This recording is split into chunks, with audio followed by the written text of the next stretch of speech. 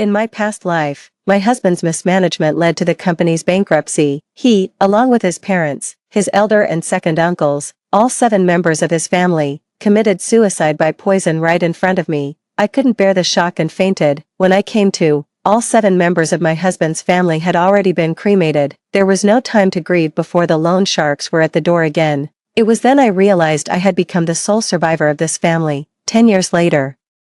With trembling hands, I paid off the final debt, yet, I found the empty house once again filled with the figures of their family of 7. Sui tossed a single coin at my feet, thanking me for clearing their debts all these years. Watching that vile man strut about in triumph, I finally couldn't hold back. I coughed up blood and died on the spot. When I opened my eyes again, I had returned to the day my husband went bankrupt. Sui's face, contorted with tears, appeared before me.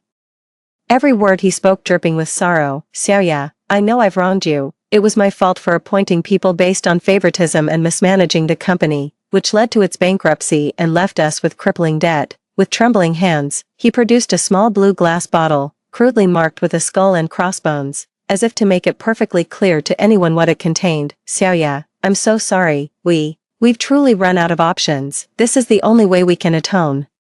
He gave me a long, meaningful look. Then, with grim determination, he raised the glass bottle and gulped its contents down in large, desperate swallows. Xiaoyu, I hope you can forgive me. Sui coughed up blood, collapsing to the ground as he writhed in agony, yet his eyes remained fixed on me with an intense, unwavering gaze. The sight of this scene, so vividly familiar from my memory, jolted me into a sudden, stark realization. I had been reborn. I had gone back to the very day. 10 years ago, when the nightmare began, in my past life, my husband was stubborn and nepotistic, running the company into the ground. I pleaded with him countless times, but in the end, it drove us apart and turned us into bitter enemies. In a fit of anger, they cut off all contact with each other. To my shock, a year later, my husband showed up at my door with his entire family in tow, his father, mother, eldest uncle, second uncle, all 7 of them. My husband was weeping bitterly. Consumed by remorse, right in front of me, he drank poison, and with his dying breath, he desperately begged for my forgiveness. Before I could even process what was happening, all 7 members of his family simultaneously took their own lives with poison. The scene was utterly horrific, watching my once beloved husband die in agony before my eyes, with our entire family of 7 perishing together, brought tears streaming down my face. Not only did I forgive my husband for all his faults, but I was also utterly heartbroken and filled with deep remorse. In the end, overwhelmed by grief, I fainted dead away. It was only when I came to that I realized, my sister-in-law Susie had already had all 7 members of her family cremated in the blink of an eye. Before I could even begin to process this immense grief, I was horrified to find that the loan shark's enforcers were already at the door. They were menacingly blocking the entrance. It was only then, to my utter shock, that I learned Sui had racked up debts amounting to a staggering 100 million, and I was the only surviving debtor left in the entire family. No matter how much I resisted, the law left me no choice but to shoulder the entire burden, or I'd be rotting in prison for the rest of my life. Left with no other option, I had to sell off both my villa and my company to repay the debts. I even had to sell my parents' company and our family home. After that, I worked day and night, holding down 3 jobs at once and living frugally. It took me a full 10 years to pay off the very last penny. Just as I handed over the final payment with trembling hands, thinking it was all finally over, I was suddenly struck by the sight of a happy, loving family now living in the very villa I had been forced to sell. My husband has changed his name and started a new life, embracing his new lover with a pair of adorable children by his side. My in-laws were beaming with radiant smiles, looking even younger than I do. It was clear they were living a life of comfort and ease. My heart was instantly torn apart, bleeding as if slashed by a knife. I remembered my parents, who passed away 3 years ago from sheer exhaustion after working themselves to the bone to help me pay off my debts. I thought of myself, worn out and haggard, hair already turning gray at a young age after a decade of toiling day and night. Sui drove off in his luxury car, his stunningly beautiful young wife nestled in his arms. Before leaving, he rolled down the window and looked at me as if I were a fool. He tossed a single yuan coin dismissively, and it fluttered down to land at my feet. Here's $1 for all your hard work paying off our family's debts. Ha ha ha. Seeing the smug, ugly faces of that wretched family, I felt as if 1,000 arrows had pierced my heart. With a pft, I coughed up a great gush of blood and sank into eternal darkness. Smack. A heavy slap landed squarely on my face. Before I could steady myself, a shrill torrent of abuse pierced my ears. "You vile creature. A day as husband and wife brings 100 days of grace. How could you just stand by and watch my brother die?" My sister-in-law had slapped me. My eyes snapped open. The first thing I saw was my sister-in-law's venomous face. You wicked creature." My sister-in-law's voice was piercingly shrill. I looked up to see my elder sister-in-law and my younger sister-in-law charging towards me like a pair of enraged she-wolves. My sister-in-law Susie, heavily pregnant, glared at me with venomous, fiery eyes. One finger pointed accusingly. "It's all because of you, you heartless woman. You refuse to help us pay our debts. You're determined to drive our whole family to ruin. You're nothing but a monster." My other sister-in-law, Sophie, dressed in a garish, provocative style, also stared at me with a face full of rage. Her finger, tipped with bright red nail polish, was practically jabbing the tip of my nose. "You're so heartless. So what if my brother argued with you? A day as husband and wife brings 100 nights of affection. Are you really going to stand by and watch them be wiped out?" The barrage of accusations hit me like a sudden storm, giving me no time to react. I narrowed my eyes slightly, standing there in silence, letting their insults wash over me. I must have looked utterly stunned, but inside, a cold sneer was forming. It was the same in my past life. Everything happened so suddenly. I was utterly terrified and paralyzed by the sight of corpses strewn everywhere, completely at a loss for what to do, just as I rushed over. Desperate to lift my husband, my two wonderful sisters-in-law suddenly popped out of nowhere. Those two had always had it in for me, constantly stirring up trouble and nitpicking over every little thing. They deserve a great deal of credit for driving the wedge between my husband and me that led to our estrangement. Now, without even asking for the full story, they're pinning all the blame on me. It was clearly Suyi's own fault. He ignored all advice and mismanaged the business into bankruptcy. Anyone who doesn't know the truth would think I drove them to their deaths. Besides, Suyi and I have been separated for over a year, and according to our prior agreement, it won't be long now before our marriage can be dissolved outright. It took a second chance at life for me to finally understand. Suyi had it all planned. He deliberately timed it, staging the entire family's fake deaths right before our marriage was to be dissolved. All of it was to make me the sole debtor, plain and simple.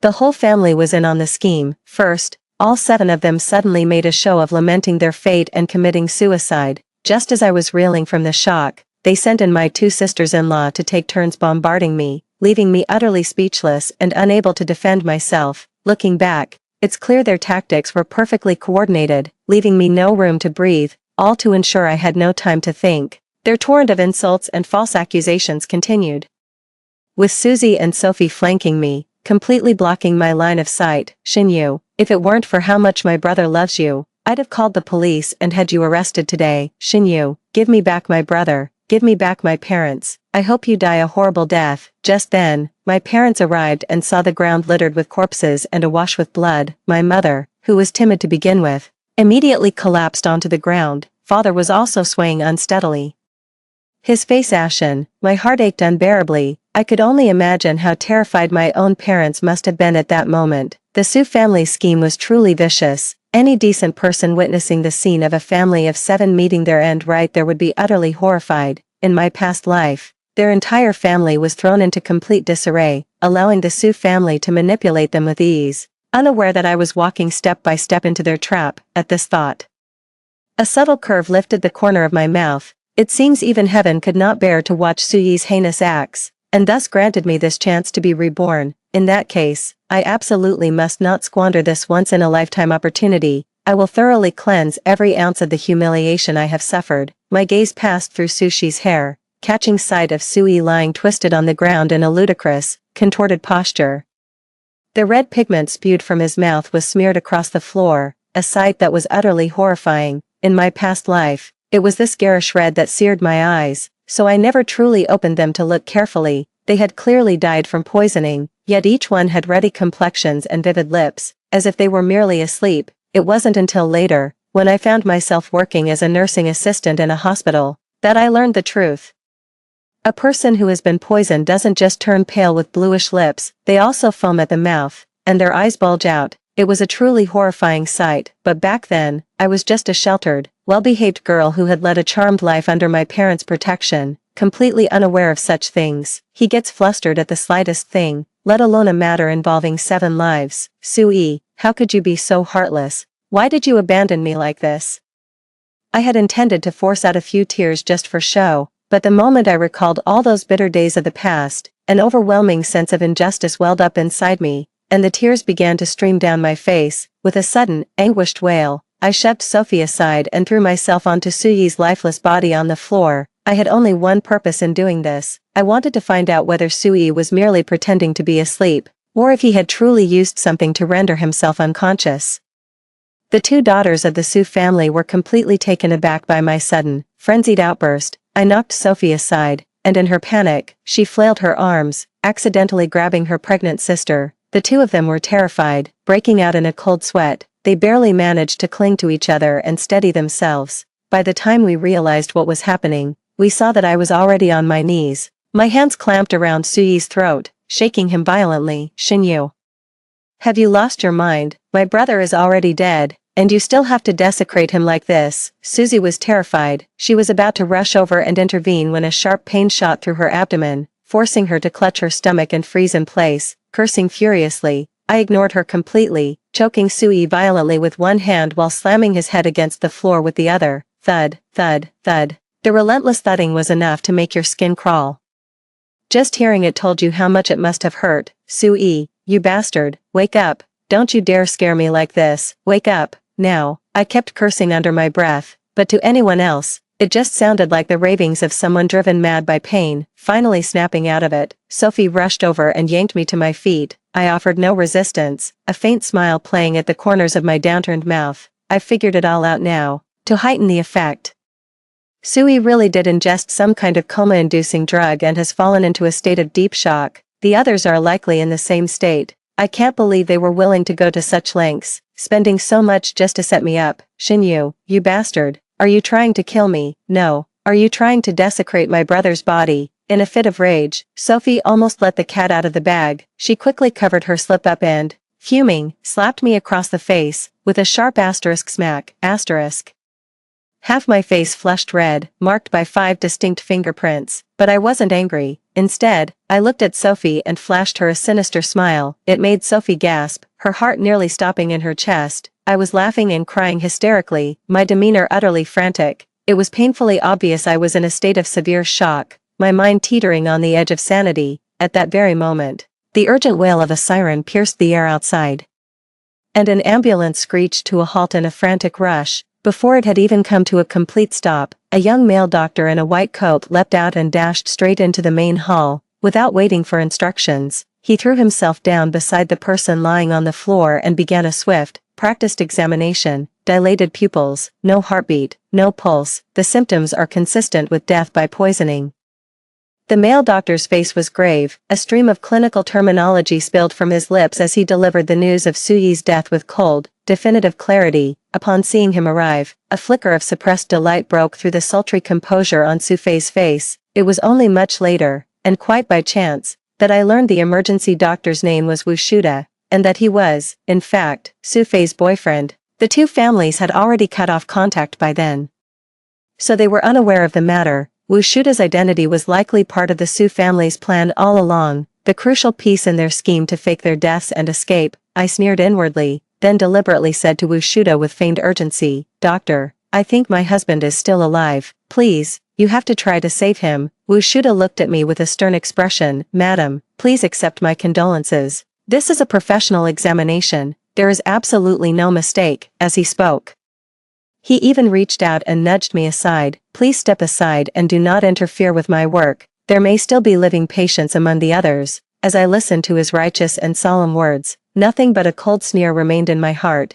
It was this very same high-minded emergency doctor who helped Suyi's family of 7 forge the false death certificates, and it was this that led me to step completely into this vicious trap. I obediently stepped aside, watching as he finished examining each one, and then with all due solemnity, announced the deaths of all 7 members of the Su family. I discreetly turned on my phone's voice recorder and walked back towards Dr. Wu. "Doctor, take a closer look. I think they're just unconscious, not dead. Please, check again, I'm begging you." With tears streaking my face, I grabbed Dr. Wushuda's arm and shook it desperately. A flicker of guilt crossed Wushuda's face, but fortunately, Sophie rushed over just in time to rescue him. "What do you mean, me?" You killed my entire family, and you still have the nerve to deny it. She was in the habit of throwing mud at me, trying to trap me with that kind of talk. No, little sister, I really think your brother and the others are still alive. Look, your brother's arm is still warm, and I think I just saw Mom's eyelid twitch.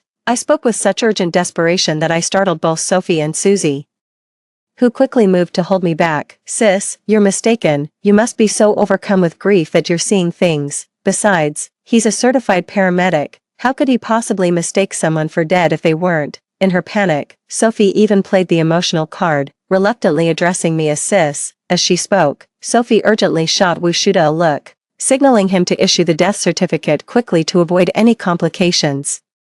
Beads of cold sweat formed on Wushuda's forehead as he hastily pulled out the prepared death certificate and began scribbling on it with his pen. Death certificates were issued by him, one after another, with such appalling ease. A cold sneer curled at the corner of my mouth. In that brief moment, I had already devised my plan for revenge. So, Sui wants to play dead, then I'll make sure he ends up that way for real.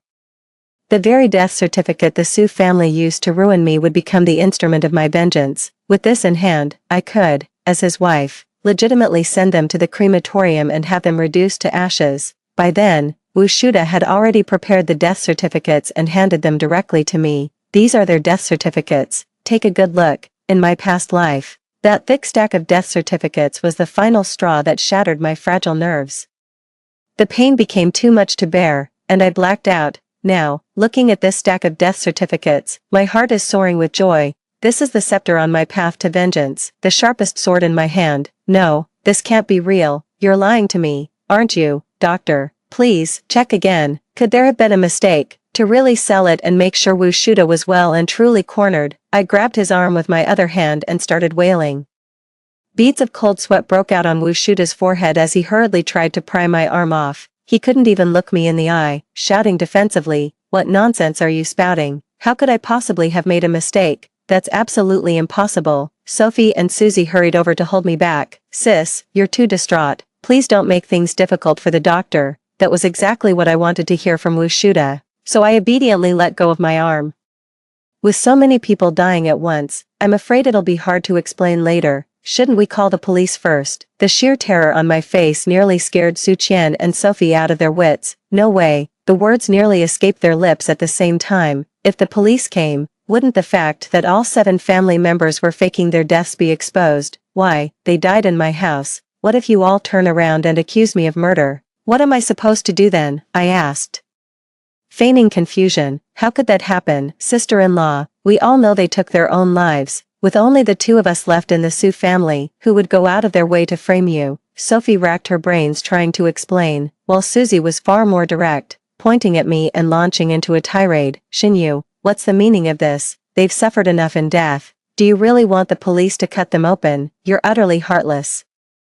Bombarded with that barrage of high-minded arguments, I immediately fell silent. Well, if that's how it is, we won't wait any longer. As I spoke, I took out my phone and dialed a number. Hello, crematorium, we have a major mass poisoning incident here. 7 people. We need you to send a vehicle immediately. Yes, the death certificates have already been issued. All family members are present and have no objections. The address is 128 Jianglin Road.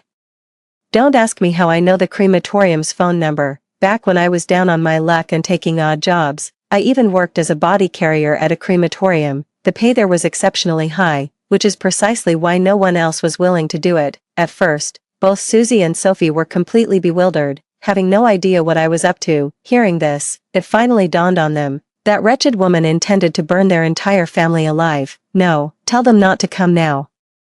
Sophie screamed at me, her face contorted with anger. I simply ignored her and slammed the phone down with a sharp click. She turned to look at me, her face a mask of confusion, and asked, "Little sister, why? Our family died so tragically, I just can't bear to look anymore. Do you really want to just leave them lying on the floor like this?" "No, that's not what I meant." Sophie was suddenly at a loss for words, unsure how to continue. She quickly shot Susie a pleading look for help.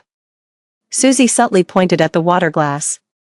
Sophie immediately understood and quickly pretended to be concerned, saying, "Sis, you're grieving too much. You need to take care of yourself. Let me get you a glass of water." As I said this and ran to fetch a cup, Su Qian hurriedly stepped into my line of sight. "Xinyu, don't panic about this just yet. We're here for you. As daughters of the Su family, how could we possibly stand by and do nothing? Just then, Sufei approached with a glass of water and said in a gentle tone, "Sister-in-law, please have some hot water to soothe your throat. You're the only family we have left now. You absolutely mustn't come to any harm." If I didn't know the truth of the matter, I would have been moved to tears of gratitude. I had thought my sister-in-law had finally started to see me as family. I was certain there was something wrong with this glass of water. It must have been their backup plan, prepared long in advance. In my past life, I was too weak and fainted too early, so I never got to see them resort to this method. My hands trembled as I took the glass of water, and I thanked her in a low voice. "Thank you, little sister." Then, slowly, I brought the glass to my lips. In the reflection from the side of the glass, I clearly saw the expectant look in the Su sisters' eyes and the eerie smiles on their lips. A cold sneer formed in my heart.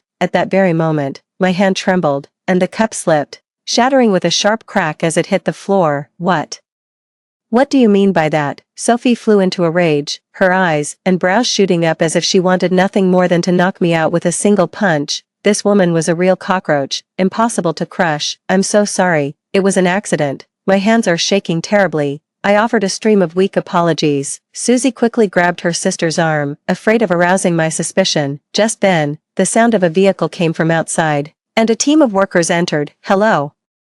We're from the crematorium. Are these the bodies on the floor that need attending to?" I lifted a face etched with sorrow and gave a weak, slight nod. "Yes, these are their death certificates, issued by this emergency doctor." Logically, Wu Daming should have left immediately after signing the death certificates, but to cooperate with Sophie, he stubbornly remained on the spot. "No, they can't be taken away yet." Susie was frantic with urgency. The crematorium staff was taken aback. "Do we need to involve the police? After all, it was 7 lives lost, all under unnatural circumstances. They couldn't afford to be careless." "That's not necessary," Susie said quickly, afraid they would make a fuss and call the authorities. "They did indeed take their own lives by poison after their company went bankrupt. I'm their daughter, so there's no issue here." The person in charge furrowed his brow. "If there's truly no issue, and you insist on leaving it here in the peak of summer, then I'll have no choice but to call in the public health department." No. The two Su sisters waved their hands frantically, one problem after another. Their carefully laid plans were now full of holes. "I'm the deceased's wife and daughter-in-law. You'd better take it away now. At worst, we can keep it at the crematorium until after the memorial service." Seeing the Su sisters on the verge of fainting from anxiety, my words undoubtedly offered a glimmer of hope. The two exchanged a glance, thinking this arrangement was acceptable for now, as long as it wasn't burned immediately. Yes, we agree to have it taken away now as well." Hearing this, a subtle curve touched the corner of my lips. "Once you're at the crematorium, I know the procedures there best. You won't have any say in the matter." After obtaining consent from all the family members, the crematorium staff stopped the talk and immediately began moving the body. "By the way, please send one immediate family member to accompany the vehicle. We still have some paperwork to complete." After the body was loaded into the vehicle, the person in charge came over and inquired. Upon hearing this, Susie quickly insisted that she would go, and I didn't argue with her. Instead, she took my hand and gave me a long list of instructions. "Big sister, I'm entrusting Mom, Dad, and Sui to you. I'll also need your help with arranging the funeral." As she spoke, her eyes welled up with tears again, and she began to cry, covering her face. Just as the car was about to start, Susie quickly pulled her arm free from mine and hurried towards the vehicle. I discreetly stuck out my foot. Ouch! In her haste, Susie lost her footing and tumbled to the ground. She immediately clutched her stomach and let out a loud groan. "Sis, what's wrong?" Sophie was terrified. She rushed over to help me up, but Susie was in too much pain to straighten her back. "Oh no. Could it be the baby? We need to get her to the hospital. Quick, isn't there an ambulance right here?" I cried out, feigning concern. Yes, Wu Shuda, come quick and help get my eldest sister into the car." In the heat of the moment, Sophie forgot to hide the nature of my relationship with the doctor. Susie was frantic. She grabbed Sophie's hand and shot me a series of urgent, meaningful looks. "Sophie, you'll have to go to the crematorium in my place." "All right, don't worry. I'll handle Mom and Dad. That woman won't be able to cause any trouble." Sophie wore a vicious expression, thinking I was just a useless, naive pushover she could easily manipulate. Watching the ambulance speed away, a smile curled at the corner of my lips. Of the Su sisters, Only Su Qian had any real brains. Sophie was nothing but a paper tiger, all bark and no bite, easy to deal with. With the crematorium staff urging her on, Sophie scrambled onto a hearse in a fluster. I, on the other hand, boarded the last vehicle at a leisurely pace. That vehicle was carrying my husband, Su Yi. Gazing at his face in eternal rest, I couldn't help but reflect on what a handsome man he was. I'm a complete sucker for good looks. Back then, I had absolutely zero resistance to his deliberate flattery and pursuit. Looking back now, the Su family had their eyes on the Shin family's fortune from the very beginning. I looked at the person in charge sitting in front of me. Hello. I'd like to arrange for their cremation as soon as possible. What's the procedure for that? I continued, explaining to the other party. With such a major incident, I'm concerned it might attract the press. I'm sure your crematorium wouldn't want that kind of disturbance either. Right, the memorial service can always be held after the cremation. The person in charge nodded in understanding. Normally, we would schedule you for tomorrow. However, given the special circumstances, we can arrange it immediately if we follow the expedited procedure. I nodded in immediate understanding. They all died from poisoning. I don't want to see them in such a wretched state either. Let's go through the special procedure. Cost is no object. The person in charge's eyes lit up. This was a major deal. He immediately called the manager, and sure enough, it was confirmed very quickly. Mrs. Shen, here's what we can do. We'll put a rush on it for you. We can start the cremation in just 1 hour. The fee will be 15,000 per person. Does that work for you? 1 hour? Absolutely not. The longer this drags on, the more things can go wrong. I made a snap decision. As I spoke, I casually handed the man a stack of cash. Alright, here's the deal. If you can start the cremation immediately, I'll add an extra 10,000 to each person's fee. As you know, my sister-in-law is in trouble, and I need to hurry back to take care of her. Hearing the price had doubled and knowing he could pocket a cut for himself, the supervisor gritted his teeth. Mrs. Shen, please wait a moment. Let me speak with the manager again. I nodded. I wasn't worried in the slightest. They would definitely agree. Sure enough, it wasn't long before they got back to us with an answer, agreeing to fire up the furnace for them right away. I was inwardly overjoyed. Pointing at my husband with a face full of sorrow, I said, my husband always took such pride in his appearance. Seeing him like this now, I'm sure he wouldn't have wanted it. Could he be the first to go? The person in charge gave me a sympathetic look. It seemed their marital bond must have been strong. The whole family dying like that is truly tragic. Besides, a trivial matter like this means nothing to him. No problem. The hearse made its way to the suburban crematorium. As I looked at the familiar house before me, a flood of emotions washed over me. In this lifetime, I will personally send Shani to hell. From now on, I'll live my own life happily and freely. I'll never stoop to hauling corpses in a place like this again. Knowing my way around the crematorium, I headed straight for the incinerators. Meanwhile, Sophie was still naively following the others to handle the paperwork. Watching Su Yi's corpse being slowly wheeled in filled me with immense satisfaction. Su Yi, you wanted to play dead? Well, I'll make sure you get your wish. I pretended to wipe the blood from the corner of his mouth, only to notice his eyelids flutter ever so slightly. It seems the sedative is wearing off. Good thing I timed this right, or he'd have been up in no time. I knew his consciousness was in that hazy, half-awake state now. He could hear me, so I leaned in close and whispered deliberately into his ear. Su Yi, I know you're faking it, but it's fine. I'll personally send you off. You can rest assured. Sure enough, I succeeded in seeing his finger twitch slightly. I imagine that right now, his heart must be pierced by 1,000 arrows, just like mine was back then. Watching him being slowly pushed into the crematorium, a sense of relief, as if from another lifetime, washed over me.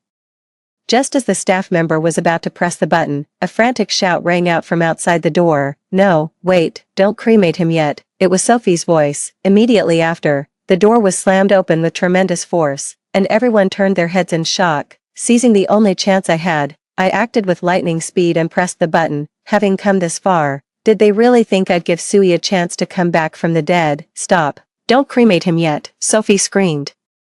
Her voice ragged and desperate, her hair disheveled and her face slick with sweat. All the staff stared at me in shock. No one noticed Sui inside the incinerator, limbs flailing in a desperate struggle, only to be instantly engulfed by the flames. The sight was utterly satisfying. It seemed the sedative had completely worn off. The thought of him being burned alive, fully conscious, was deeply gratifying. No, brother, Sophie, who was facing the crematorium, also witnessed this scene and let out a piercing, agonized cry. She struggled to rush towards the crematorium but was restrained by the staff. "Miss Sue, please accept our condolences. We understand your pain, but you cannot disrupt our work," the staff member said sternly. "No, my brother isn't dead yet. Stop what you're doing." The staff member turned around but saw nothing and said with displeasure, "Miss Sue, please don't talk nonsense. We would never cremate a living person." Just then, stumbling footsteps sounded at the door. "Wait, my son isn't dead yet." A disheveled old woman stumbled in, likely still groggy from medication, barely able to walk straight. A corpse seemingly coming back to life in broad daylight terrified even the crematorium staff, sending them into a chorus of screams. Staring into the roaring flames of the incinerator, the old woman collapsed to the floor. Then, I turned a face full of hatred toward myself. "You vicious woman, you burned my son alive, Mom." The doctors had already signed the death certificate. "The fact that you came back to life can only be called a miracle," I explained through tears. To my great regret, I had to admit the old woman was in surprisingly good shape. Any later and she would have been in the crematorium. But maybe it's for the best, forcing me to watch my own son die with my own eyes. To spend the rest of my life saddled with so much debt is a fate worse than death. My son, what a terrible way to die, you vicious woman.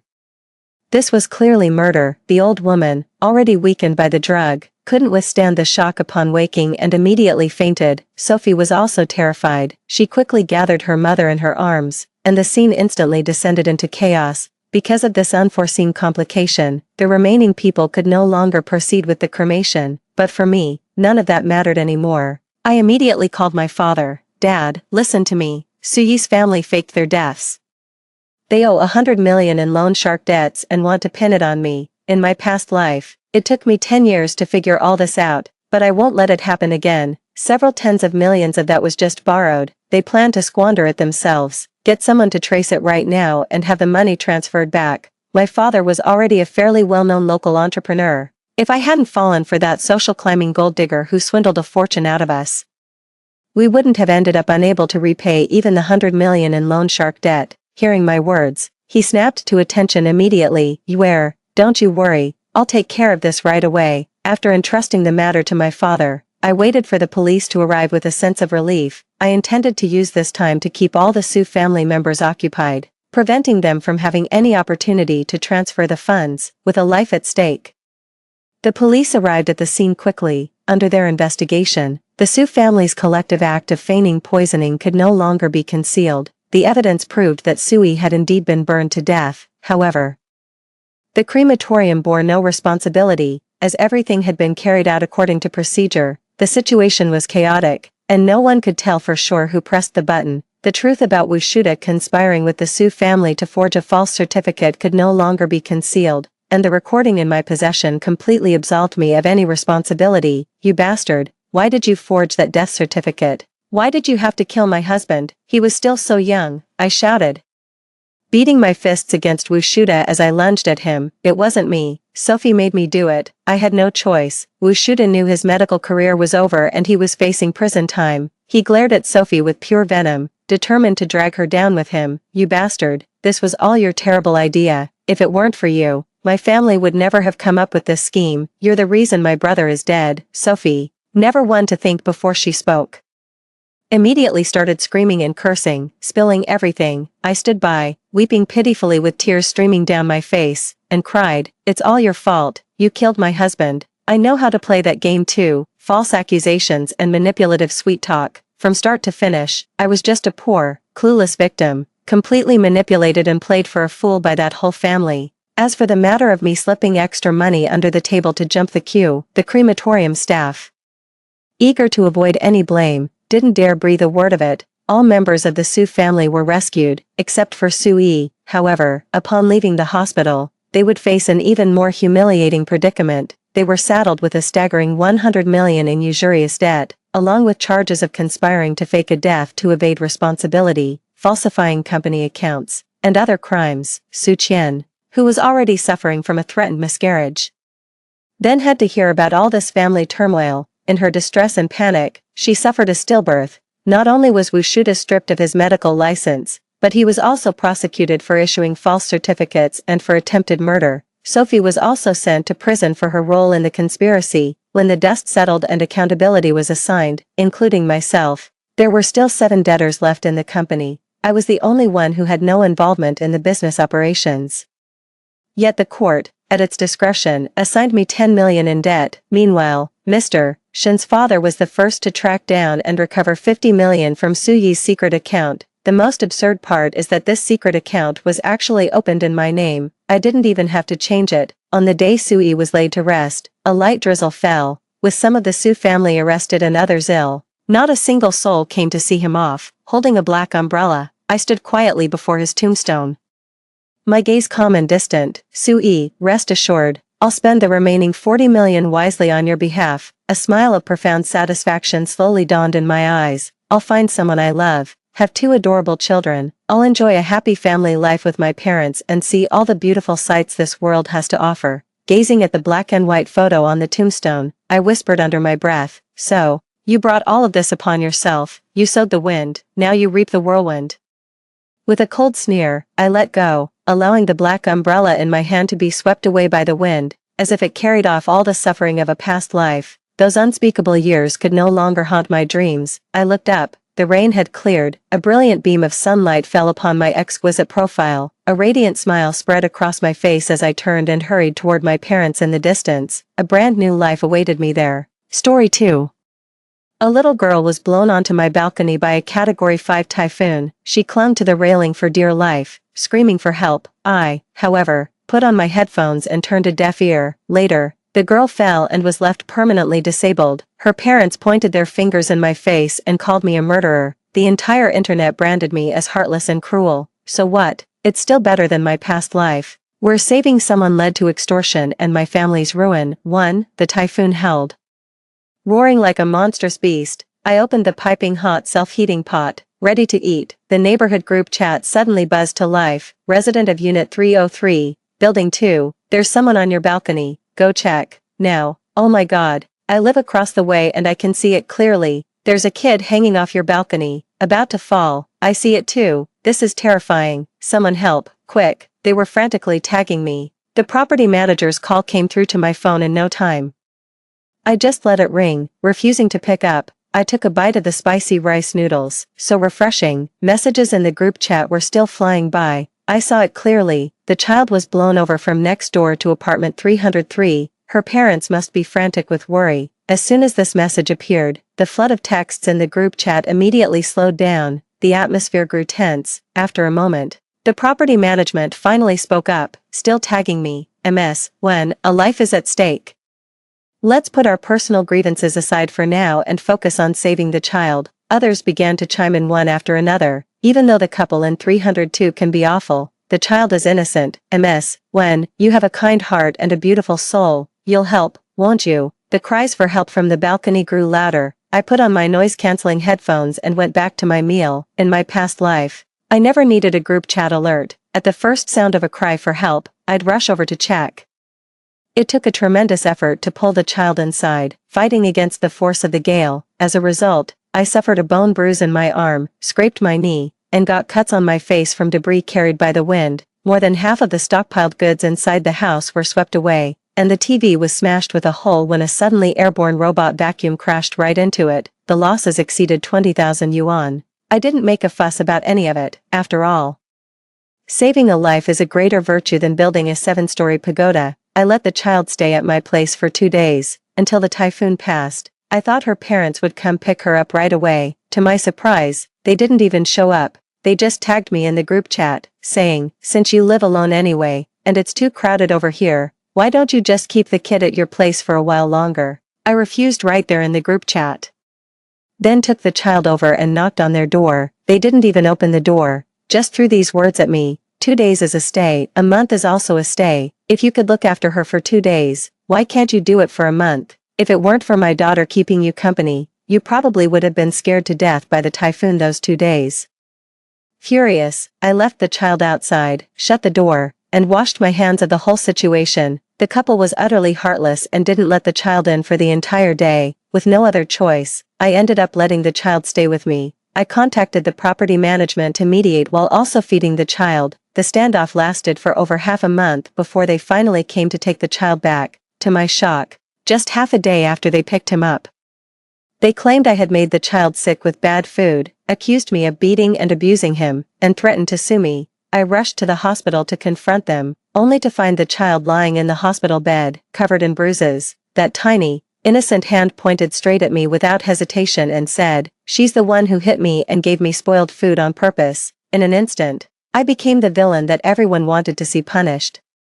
I was laid off by the company and abandoned by my friends. Even my parents back in my hometown were ostracized by the neighbors. I was ordered to pay them compensation for medical expenses and emotional distress, totaling a staggering 350,000 yuan. For someone like me, who graduated less than 6 months ago, this is an astronomical sum. My parents used their life savings to pay off my debts, only to succumb to their old illnesses and pass away in despair.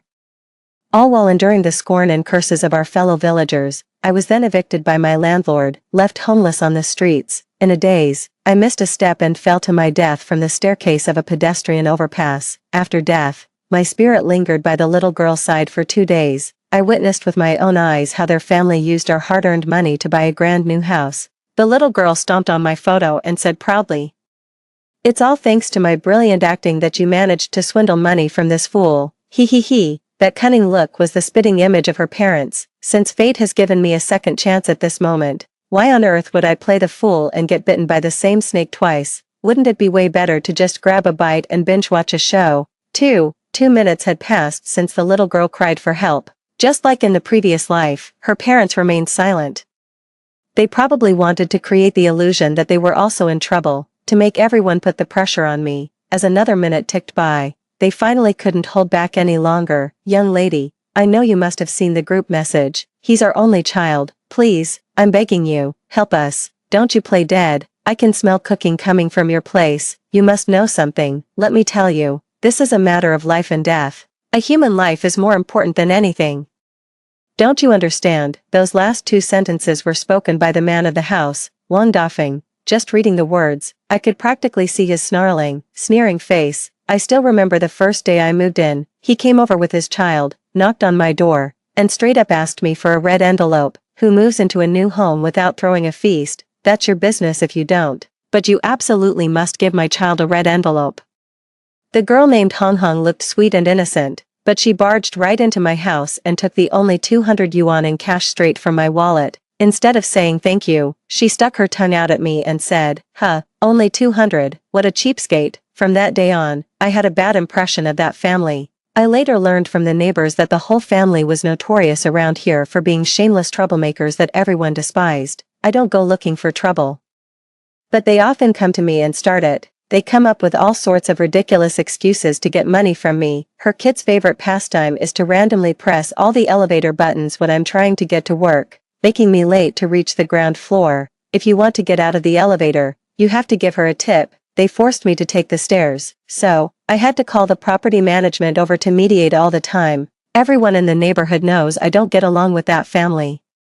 Right before the typhoon hit, I was taping a cross pattern on my balcony glass, and they filmed a short video to mock me. I tried to warn them to take some precautions, but they just called me an idiot. "You're the fool, not me. We've got tall buildings blocking the wind from every direction. What's a typhoon going to do to us?" Not only did they ignore the warnings, they actually built a swing on their balcony and boasted about live streaming themselves on it during the storm.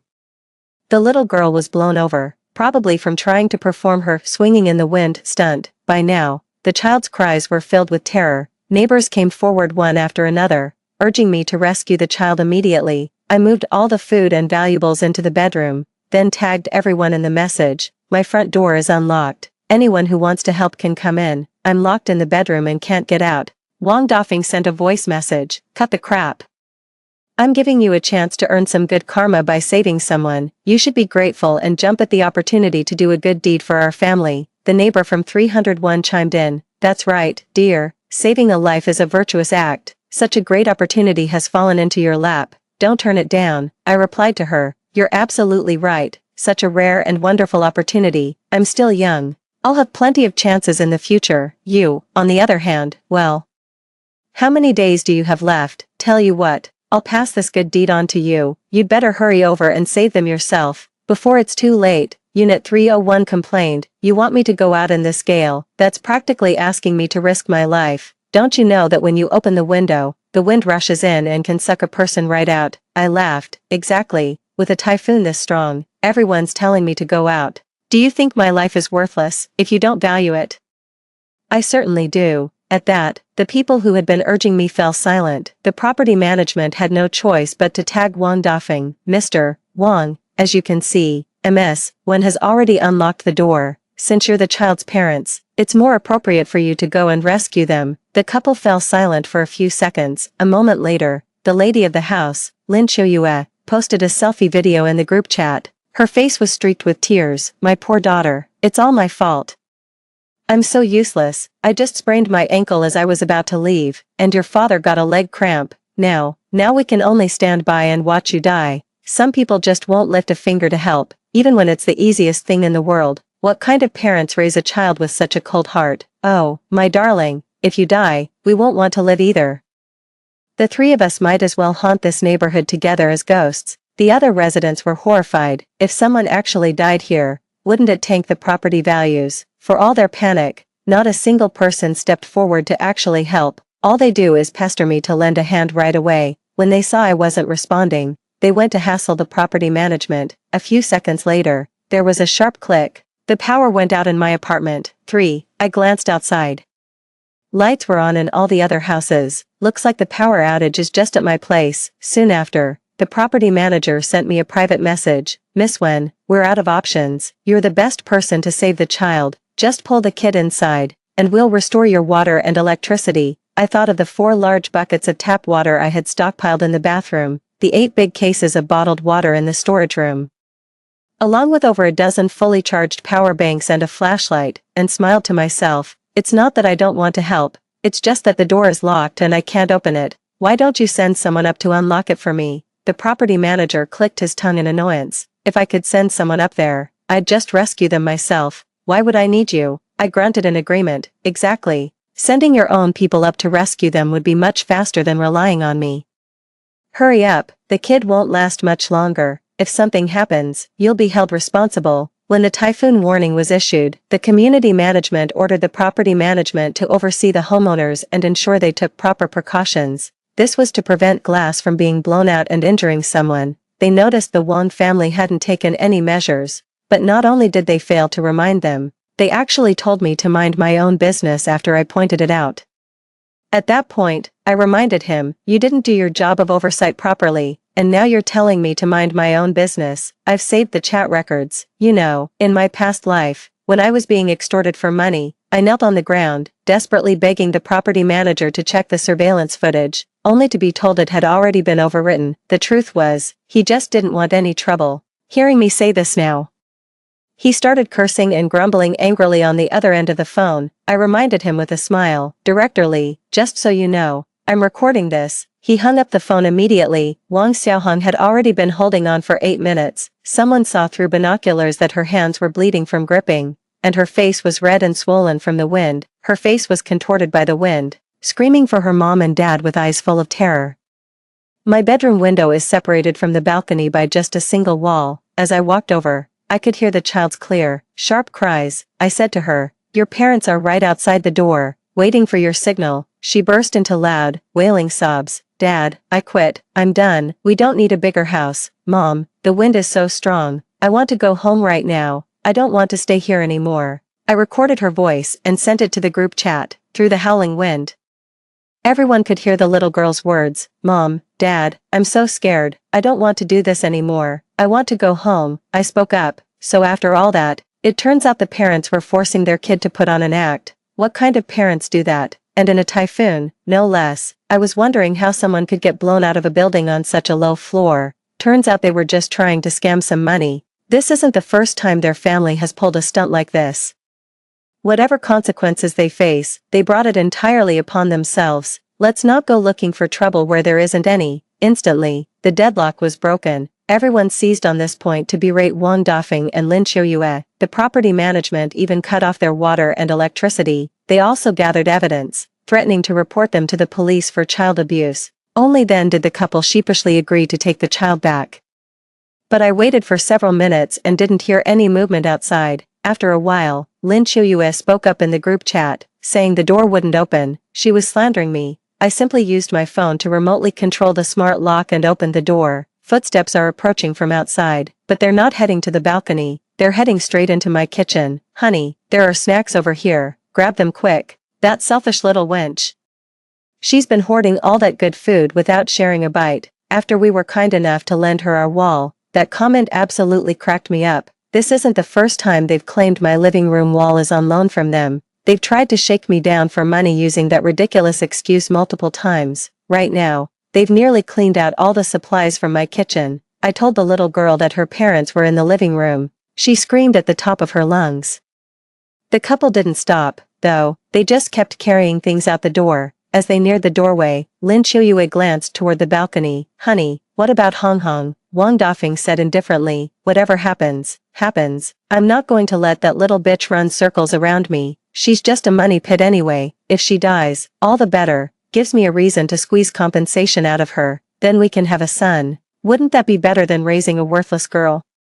Lin Chuyue's hesitation vanished instantly. She nodded with a smile. You always have a clear head. At that very moment, the screaming reached its peak, punctuated by the dull, heavy thud of something hitting the ground. Outside on the balcony, there was no sound but the howling wind. The group chat was blowing up. Countless eyewitnesses posted the videos they had captured into the group. How tragic, absolutely heartbreaking. The child was first slammed against the wall by the wind, then fell onto the first-floor glass awning, before finally hitting the ground. What on earth happened? Didn't the child's parents go over to try and save them? The family on the first floor is so unlucky. Their perfectly fine home has suddenly become a scene of tragedy. After quite a while, Lin Chuyue finally spoke up in the group chat, her voice choked with sobs. Someone, please help us. My husband and I just tried to get next door to save the child, but the door lock wouldn't budge.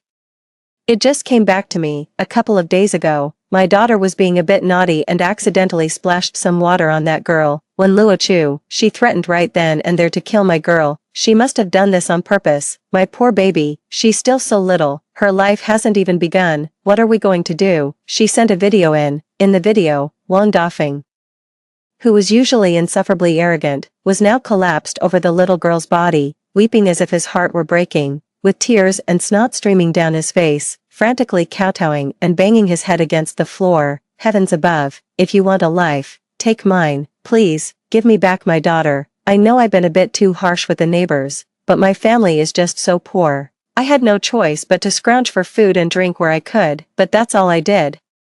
You can't punish my daughter for my sins. I'm begging you, take me instead. One had to admit, the man had some acting chops. This scene would bring a tear to the eye of even the most detached observer. The sentiment in the group chat gradually shifted in their favor. They all turned their accusations toward me. When Luo Chu, you're utterly despicable. Personal grudges are one thing, but how could you kick someone when they're down in a matter of life and death? She always looked like such a fragile, gentle girl. Who would have thought she could be so vicious? It's truly disgusting. You may not have killed the child with your own hands, but you are 100% a murderer. You must be held accountable for this. Soon after, the property management released our chat logs. They cherry-picked the conversation, only sharing the screenshots where I refused to help. Regarding the rescue of Wang Xiaohong, our property management fulfilled our duties to the best of our ability.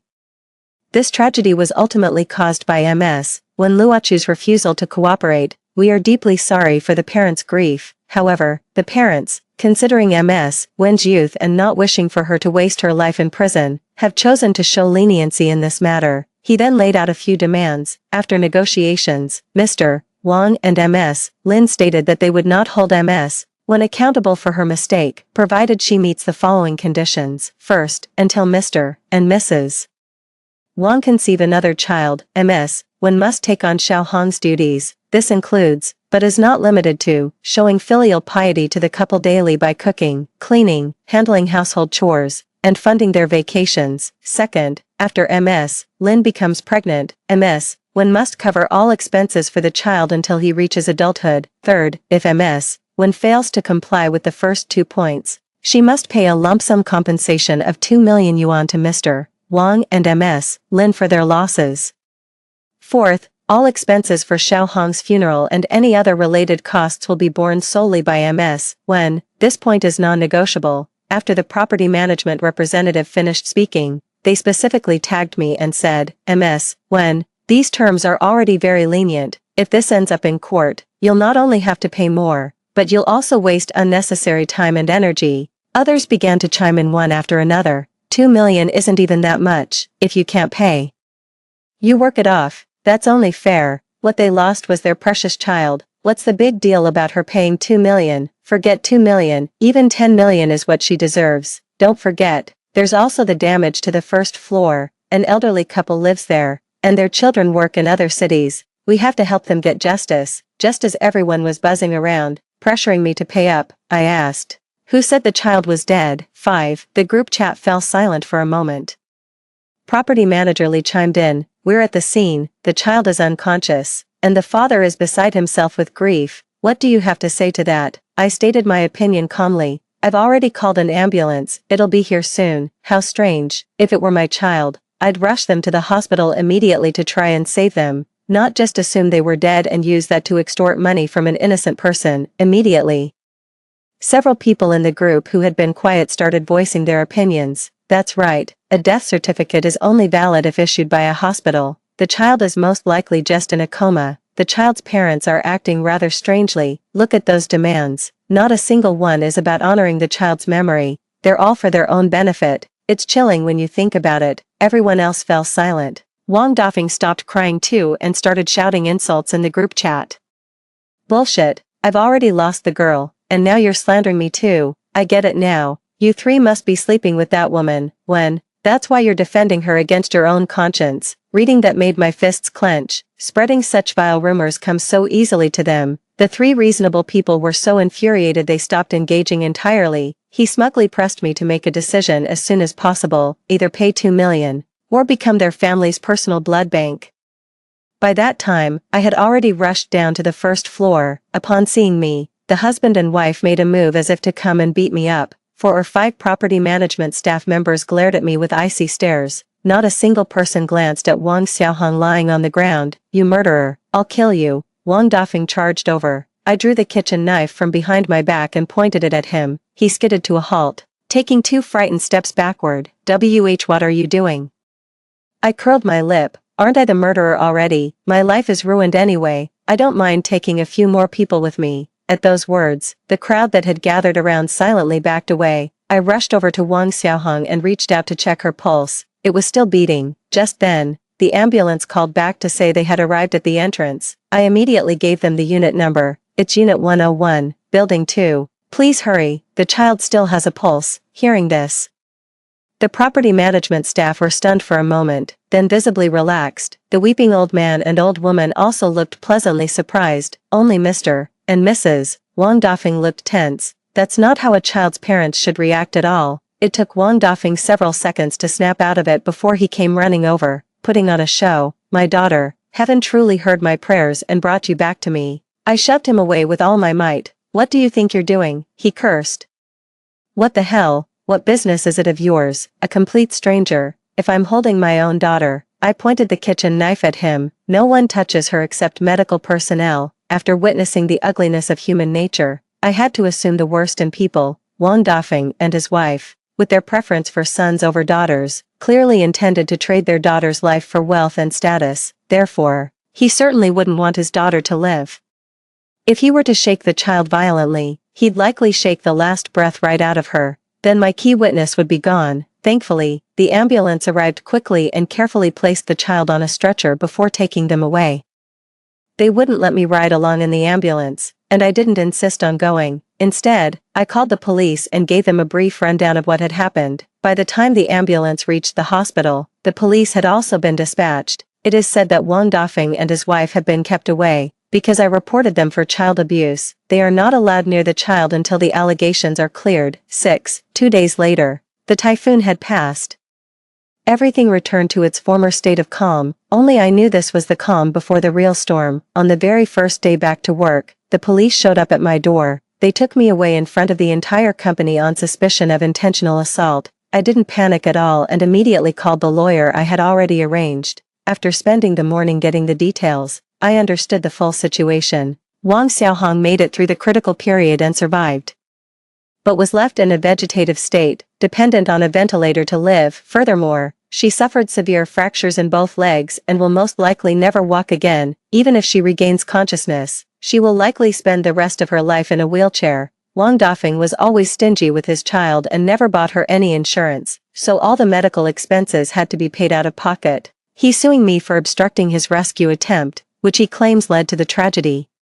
He's demanding 3 million in compensation, plus that I cover the child's lifelong medical expenses. The witness is the property manager, Li Sukai. There is currently no physical evidence. Consequently, I was released and sent home temporarily. Half a day later, the company announced my termination, and my landlady ordered me to vacate her property immediately and pay compensation for damage to her reputation. All my troubles piled up at once, before I could even sort things out here.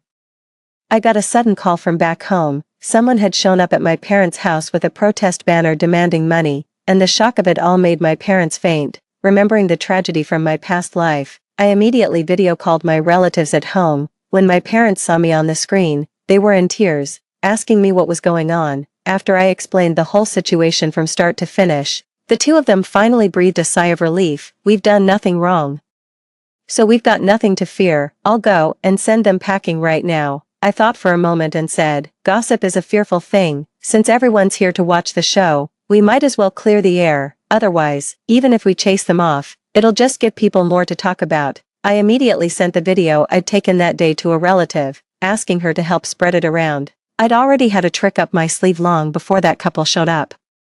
I placed a spare phone in both the kitchen and living room to record video, filling the gap of missing physical evidence from my past life. I had originally intended to use this in court, but it seems I'll have to release it early now. Through the live stream, I saw Wang Dafeng and his wife sitting at my doorstep, carrying on with their shameless tantrums and shouting. A significant number of villagers were taken in by their act, pointing fingers and hurling abuse at my parents. At that very moment, my cousin wheeled out a large television and played the surveillance footage for everyone to see. In the recording, Wang Xiaohong's cries for help could be heard clearly, yet, the couple was too busy stealing my supplies to pay any attention to their daughter's pleas. The video ended right there. Real life isn't a courtroom. You don't need a full set of witnesses and physical evidence to make a case. With the physical evidence in hand, everyone understood the situation perfectly.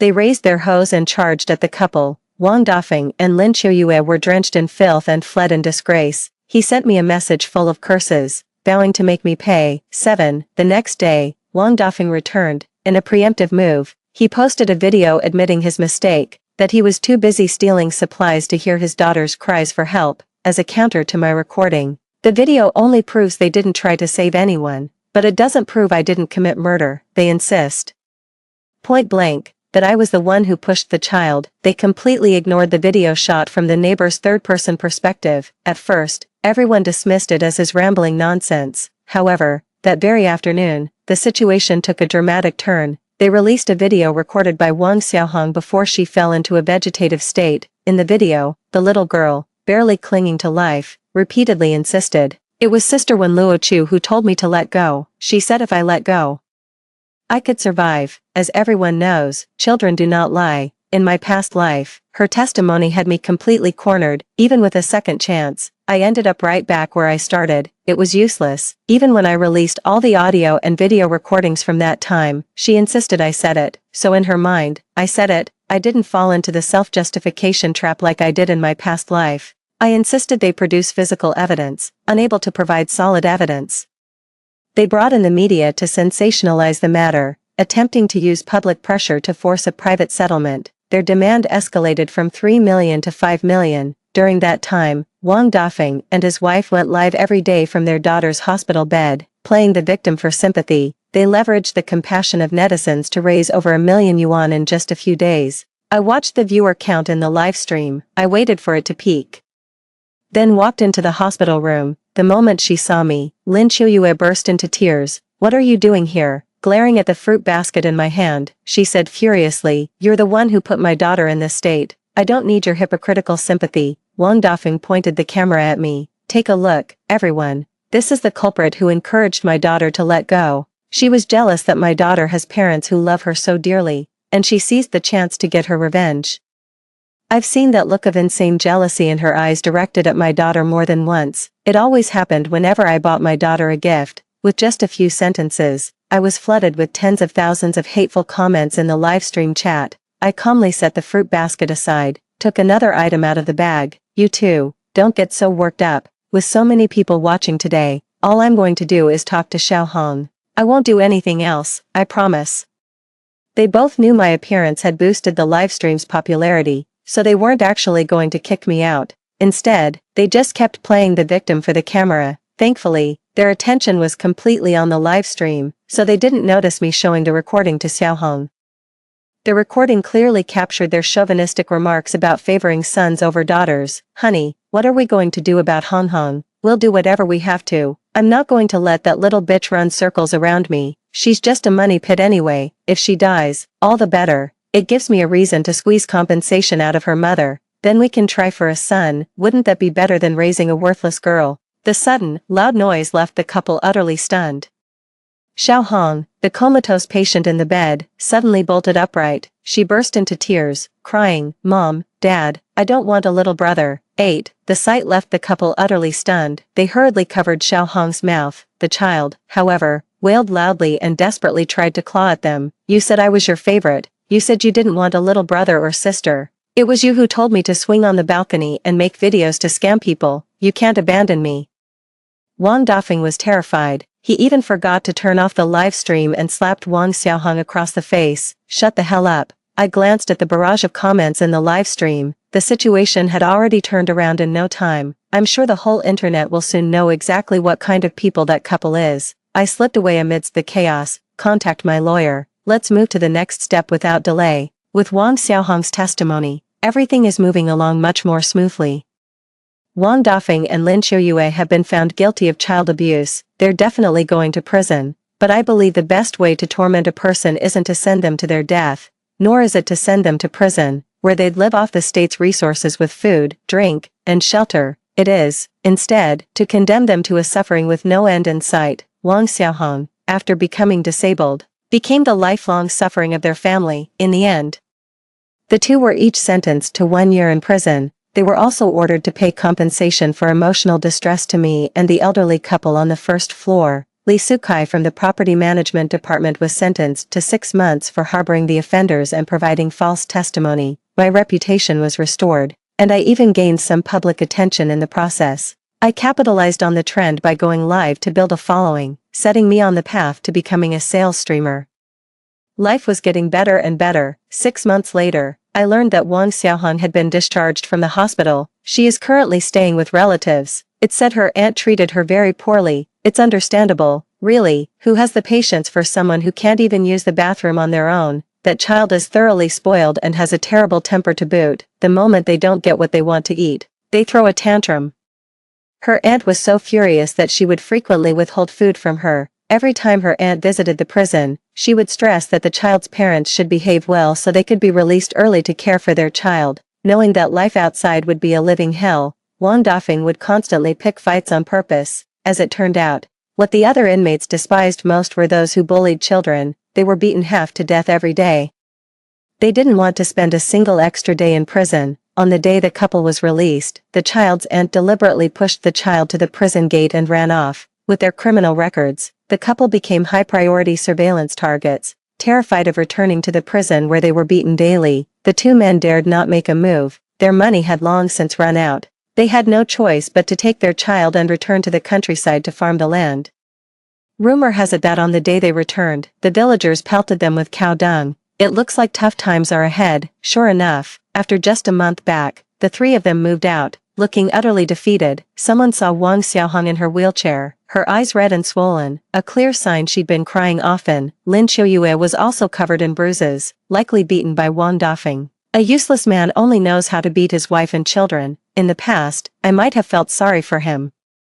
But now, I just think he's getting what he deserves. The darkness in their lives seems to stretch on without end. As for me, my career is on the rise, marching towards a brighter tomorrow. The end. That's all for the first story. Don't go away. The next one is even more exciting. I was the school's notorious troublemaker. After I got expelled for bullying the principal, no other school would take me. My dad gritted his teeth, sold everything we had, and scraped together enough to send me to an elite private high school. Before I left for school, he gave me endless warnings and advice. You must get along with your classmates. If you offend even one of them, our family is finished. In the first week of school, I skipped class with the wheelchair-bound young master to go play bumper cars. In the second week of school, I took the anorexic young lady over the wall to eat spicy hot pot. In the third week of school, the teacher called my dad in.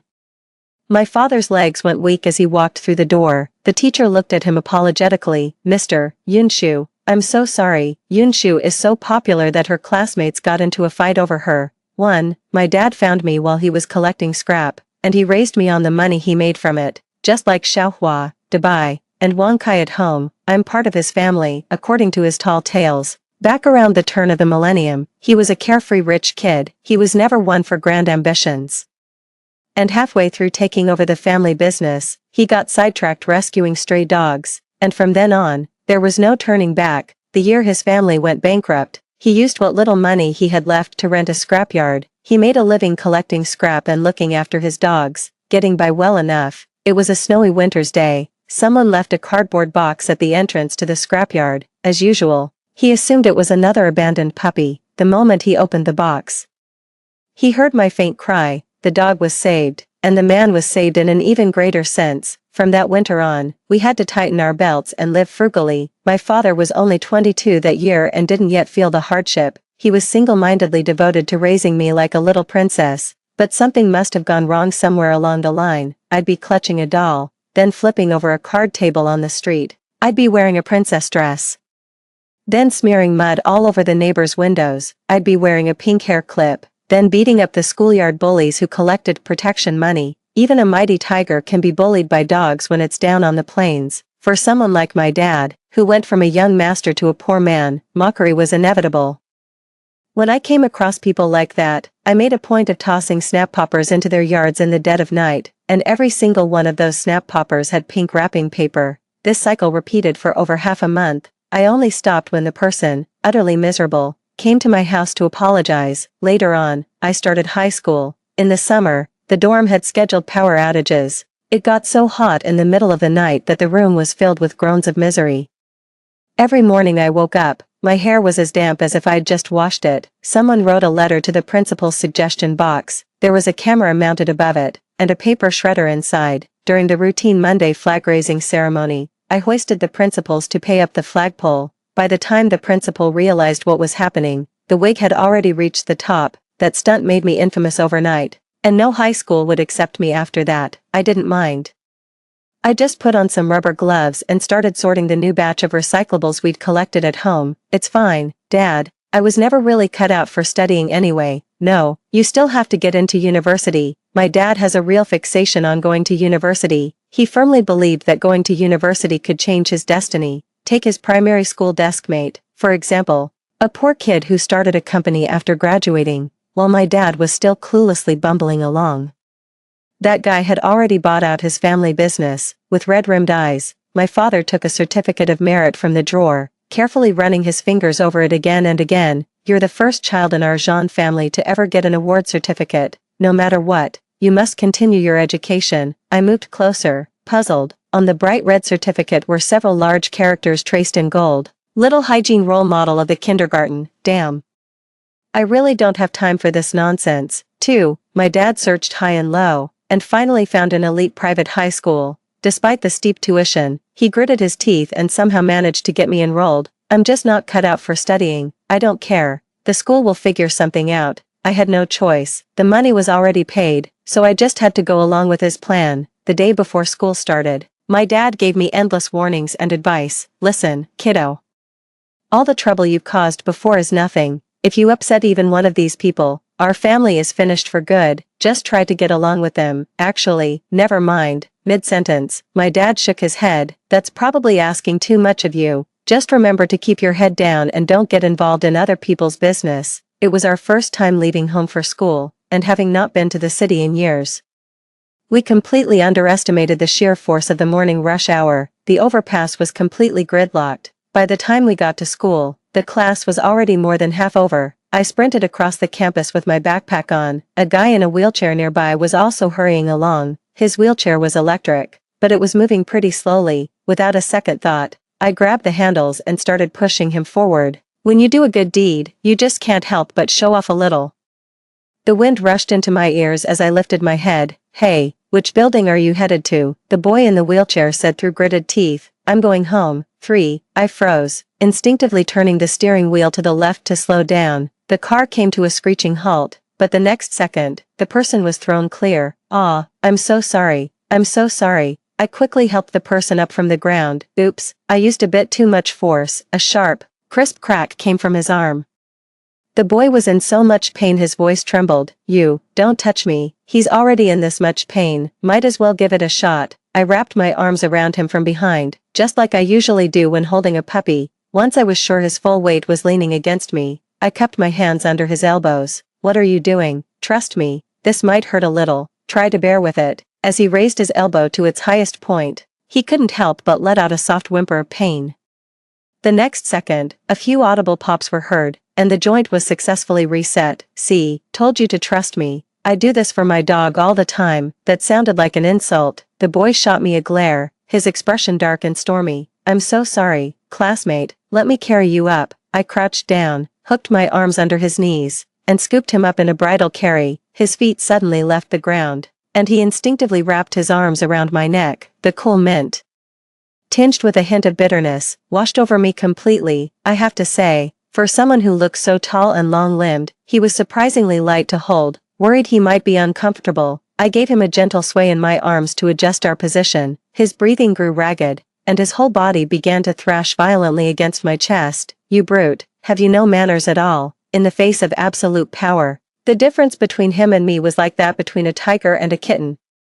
The corners of his eyes were red, his beautiful peach blossom eyes brimming with fury. He had fair skin, a straight nose, thin lips, and was tall and long-limbed. Soft, dark hair cascaded over broad shoulders. I squinted, feeling a slight flutter in my heart. Honestly, I'd never seen anyone so beautiful before. A mischievous impulse was itching at me from the inside. I put on a fierce face and growled, "Keep squirming and I'll throw you out." They immediately went still, letting me hold them without a struggle. Only their mouth was still putting up a brave front. "You'd better hope I never find out who you are, or you're dead." I glanced at the name card on his school uniform and grinned. "Then I'll take responsibility for you before I die." Chin Eugene. 4. From that fall just now, Chin Eugene's palms were covered in scrapes. Worried he might have other injuries, I steered him towards the infirmary. The infirmary was quite busy, with every bed in the rest area occupied by patients on 4 drips. I drew the curtain around the cubicle and waited outside. The doctor came out a moment later, carrying iodine, Yunnan Bai Yao, and some bandages. "It's nothing serious, just a few scratches on my palm." Thank goodness. If he'd actually gotten hurt from that fall, Dad would have lost his mind. I took the medicine, lifted the bed curtain, and slipped inside. Chin Eugene sat on the bed, silent, his fists clenched tightly. I leaned in and whispered in his ear, "If you don't cooperate, I'm going to kiss you. You have classmates on both sides. You know, if you make any noise." Chin Eugene jolted, his eyes widening in alarm, his hands flying open. I smiled, my eyes crinkling. "That's more like it." When he fell, the palm of his hand must have landed on the gravel on the road. The cuts were numerous, some deep and some shallow. He really was a young master. His fingers were pale and slender, his skin fine and smooth. My movements grew gentler and gentler, and when I finally finished wrapping the gauze, I couldn't resist giving it a little rub. Chin Eugene looked like she wanted to kill me. I put on an innocent face, as if I hadn't done a thing. "All right, I'll stop teasing you. I'll walk you to the school gate. I reckon his wound will heal up after one more application of medicine tomorrow." As I walked him to the school gate, I called out to stop him. "I'll come by to dress your wound again tomorrow at noon, after school lets out." Chin Eugene frowned, clearly looking like he didn't want to see me again. I grabbed the sides of his wheelchair and pulled hard, yanking him right up to me. Looking down at him, I plucked the name card pinned to his chest. Class 3A, Chin Eugene, 5. Even elite schools group students by academic performance. Class A is the top tier, while Class K is the bottom. With my grades, I'm stuck in Class K. My dad found out that only the absolute cream of the crop get into Class A. Real talent is what matters here. You can't just buy your way in. It made me go out of my way to avoid Class A at school. Chin Eugene finally got into a luxury car I didn't recognize. The driver deftly folded up the wheelchair and stowed it away, as he was leaving. He rolled down the window, his gaze inscrutable. "What's your name? I'll tell you tomorrow." "Yeah, right." That look in his eyes was anything but friendly. If I tell him who I am, he'll probably dig into my background and turn my life upside down. Anyway, once my injury heals tomorrow, I won't have any more contact with him. If he's still upset by then, I'll just smooth things over with a few kind words, just as expected of me. Problem solved perfectly, by the time I finally made it to Class K. The first period was already over. The homeroom teacher wore glasses and looked like a fresh college graduate, young and female. She had no chance of keeping these privileged students in line. "All right, settle down, everyone. This is our new transfer student, Jean Yunshu. Let's give her a warm welcome." The only applause came from the homeroom teacher herself. The audience was full of scrutinizing stares. I couldn't afford to cross the homeroom teacher, and I didn't want any trouble. The only empty seat was in the back row by the window, so I grabbed my bag and headed straight for it. The October weather has turned cool. If it weren't for the trash can, this would actually be a great spot to sleep. This is an English class. The elite high school conducts all classes in English. I tried to piece together the few words I knew. I'd just figured out what the teacher said in the last sentence. And then I had no idea which problem he was talking about in the next. Forget it.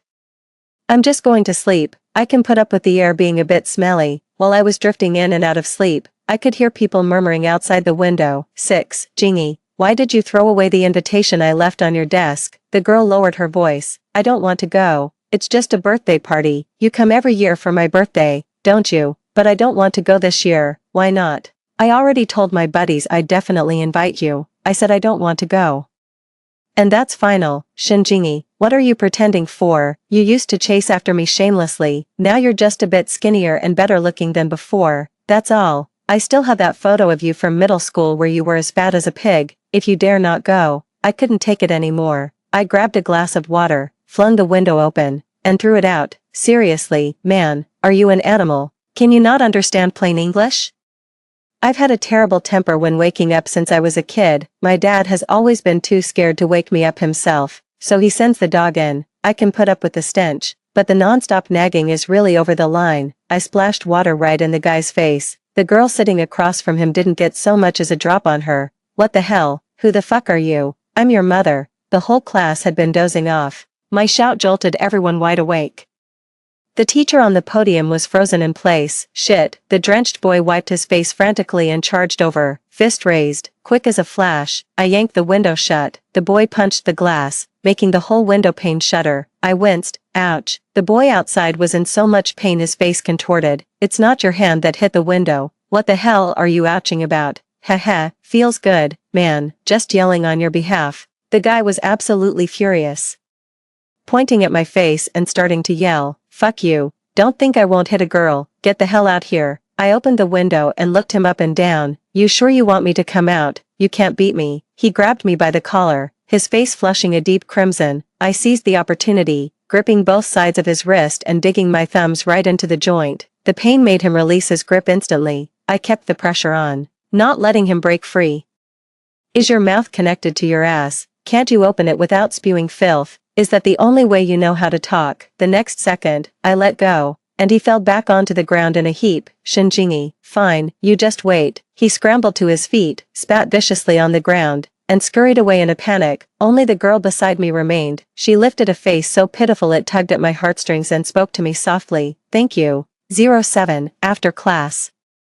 The area around my desk immediately became a hub of activity. A group of girls chattered excitedly as they crowded around. Holy crap, you're so cool. You even dared to hit Hwatian. That little punk Hwatian is used to throwing his weight around. The only person he doesn't dare mess with is the tragically handsome crown prince of the school. He'd probably kick a dog just for walking past him. This isn't the first time he's cornered the school belle by the stairs. We're all so sick of him.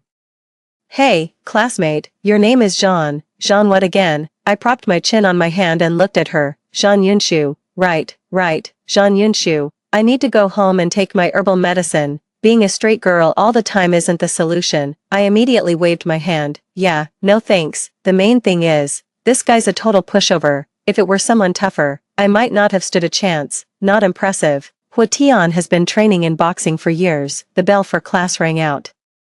The girls got to their feet, reluctant to leave. Anyway, I really can't thank you enough. Seeing that scumbag get his comeuppance was so satisfying. He should probably lay low for a while after this, right? Hwatian did indeed lay low for a whole day. He spent the entire day digging into my background instead. The next day at noon, after school let out, I headed towards Class A with the medicine. Class A was in the building next door, and to get there I had to walk through a covered walkway. At that hour, everyone went straight downstairs to the cafeteria, so the walkway was nearly empty. Hwatian was coming through the walkway with a few others, and we ran into each other. Jean Yunshu. Well, look who came to me first. 08. Hwatian was holding a baseball bat. I could see 4 or 5 people trailing behind, each one armed with a collapsible baton. And here I thought you were such a big shot. Turns out you're just a lousy trash picker. How dare you act tough in front of me? He spat viciously on the ground. It must have been tough for you to get into this school. Why don't you let me help you out? His smile was sickening. I took a step back, and then another. What are you trying to do? This place has security cameras, you know. Hwatian grew even more arrogant.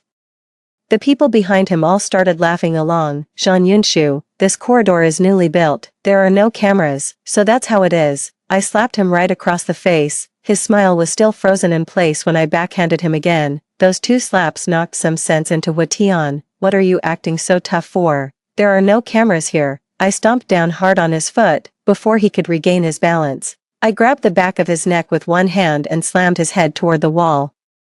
Hwatian had seen my strength before, and his legs went weak with fear. He just wanted to teach me a lesson. I want to make him suffer. It can't be helped. Sometimes you need a villain to deal with a villain. You think I'm joking with you? Help me. What are you all doing? I snatched the baseball bat right out of Hwatian's hands and raised it high. Take one more step and I'll crack his skull open. The reckless fear the crazy, and the crazy fear those with nothing to lose. The whole group didn't even have the nerve to step forward. The atmosphere remained deadlocked. I still couldn't get away. A cool, clear voice came from the distance. What are you all doing? 9. I thought it was a teacher passing by. I instantly shoved the baseball bat back into Hwatian's hands. My voice went all high-pitched, with only one hand still firmly pinching the flesh of his thigh. I'm so scared, don't hit me. Hwatian was in so much pain he saw stars, hearing me turn the tables on him. He was so furious he could barely get his words out. I didn't. I rolled my eyes hard and swatted his annoying head out of the way. Before my fake tears could even fall, I looked up and saw it was Chin Eugene speaking. TCH, I couldn't handle 6 guys on my own to begin with, and now I've got dead weight to carry. This just makes it even harder. I snatched the baseball bat right out of Hwatian's hands. Lay a finger on me or the guy in the wheelchair, and you're dead, got it? Hwatian started crying before I did, using his last ounce of strength to break free from my grip. He scrambled and stumbled his way over to Chin-Eugene's side. Brother Gene, help me. That bitch Jean Yunshu is trying to kill me. The few guys Hwatian had brought with him also scurried to stand behind Chin-Eugene. I was completely dumbfounded on the spot. Chin-Eugene ignored him, and the wheelchair he was sitting in rolled toward me. So your name is Jean Yunshu. 10. Hwatian. What are you doing? The girl who had rejected Hwatian yesterday also appeared on the corridor. I remember her name is Shinjingi. She was panting heavily, hands braced on her knees, as if she had just run from somewhere. I'm going to report your harassment to the school, every last detail of it. If you dare bother her again, I'll have my mother cut off all business between the Shen and Hua families. Hwatian was furious and frantic. The spot where I'd slapped him swollen and raised, his leg, which I'd pinched, made him limp as he walked. Look at me. On the other hand, not a hair out of place from head to toe. Shinjingi ran towards me, and as she passed Hwatian, she gave his shoulder a hard shove. Chin Eugene and she stood by my side, one on the left and one on the right. The Chin family will also reconsider our cooperative relationships with each of your families, unless, Chin Eugene left the sentence hanging. But everyone behind Hwatian understood. The injuries on Hwatian are from his own fall. That's right, we all saw it. How despicable. How could he harass Shen like that? Thank goodness this student, Jean, stepped up bravely and protected Shen. Damn, my eyes went wide in an instant. So that's what Chin Eugene meant. That's a complete frame-up. The situation went from 1 against 6 to 8 against 1 in an instant. I'm genuinely thrilled. 11. There's a private elevator for Chin Eugene in the academic building. The 5th floor of the cafeteria is Chin Eugene's private kitchen. Even I, as dense as I am, finally caught on. Chin Eugene is exactly the tragically perfect crown prince they keep gossiping about. Damn it, I wish I hadn't teased him yesterday. Following behind the two of them, I was filled with regret. It's a good thing Shinjingi was there too, so it wasn't quite as awkward. I've already had lunch, so I won't go up with you. See you this afternoon, Yunshu. Shinjingi smiled and waved at me. I'm on the verge of tears, not going to apply the medicine. Chinyojin's wheelchair came to a halt, gritting my teeth. I took a step to follow him. Yes, I am. After this last treatment, we're done. There's nothing left between us. I didn't even do anything to him. The 5th floor of the cafeteria is completely different from the 4 floors below. The sofa, the bar counter, the dining table. Everything is arranged according to personal preference. After lunch, I carefully unwrapped the bandage from Chinyojin's hand. The wounds were healing nicely. Even the deepest one had already scabbed over. Once we remove the bandage tomorrow, there'll be no need to rewrap it. Will it be better by tomorrow? I nodded and pointed to his palm. Look, even the deepest one has scabbed over. Chinyojin didn't speak, his gaze heavy, as if he was pondering something. Today, the gauze was wrapped in only a thin layer. The wound is almost healed anyway. The bandage is just to keep the powder from rubbing off. I won't be coming to see you tomorrow. Okay, thanks for having my back today. 12. Finally got rid of that walking disaster. Chinyojin. I returned to the classroom in the afternoon, feeling completely at ease. 2 unexpected guests had appeared next to my seat. Yesterday's trash can had been removed, replaced by 2 new desks. Shinjingi was seated in the middle. Her petite, heart-shaped face lit up the moment she saw me. Yunshu. Over here. Chinyojin sat beside her, looking as if he were grinding his teeth. I sat back down in my seat in a daze. Compared to Chinyojin, Shinjingi couldn't suppress the smile at the corner of her mouth. I need to write a formal statement to the school about Huatian harassing me.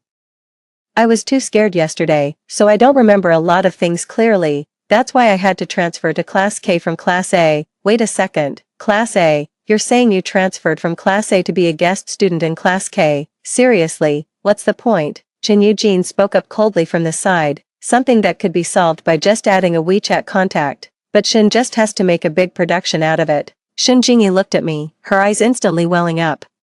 Her voice trembled as she said, Yunshu, did I disturb your studies by coming over so suddenly? I immediately waved my hands and thumped my chest in assurance. No, I don't study at all. I'm just here to coast. As soon as I said it, something felt off. Seeing Shinjingi on the verge of tears, I shot Chinyojin a fierce glare. Then what are you doing here? Are you auditing classes too? No. I was just about to let out a long sigh of relief. I transferred in from Class A.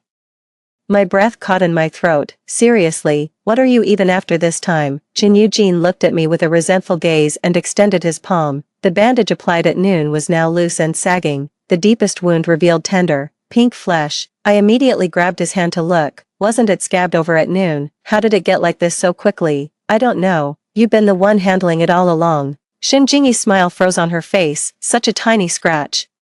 And you're already bothering your classmates. Miss Chen, you really are the delicate type who can't take care of herself, aren't you? The atmosphere grew inexplicably tense. Shinjingi, Chinyojin, alright. It's no trouble at all, really. Seeing that the two of them were about to start arguing, I quickly stepped in and pulled them apart. 13. Everyone around me is absolutely losing their minds over the gossip. When I went to the water dispenser to fill my bottle, the versions I've heard are beyond ridiculous. So, what's the latest episode in the K-Class Burning Winter saga today? The new transfer student wins the campus belle's heart. The young master chases his love across 1,000 miles. Long live the girls. I'm a proud Jingyun shipper. Well, we Yuyun fans won't back down either. Is anyone else a Zhang Yunshu solo stan? Don't you think her little fangs are super cool when she smiles? Girl, I feel you.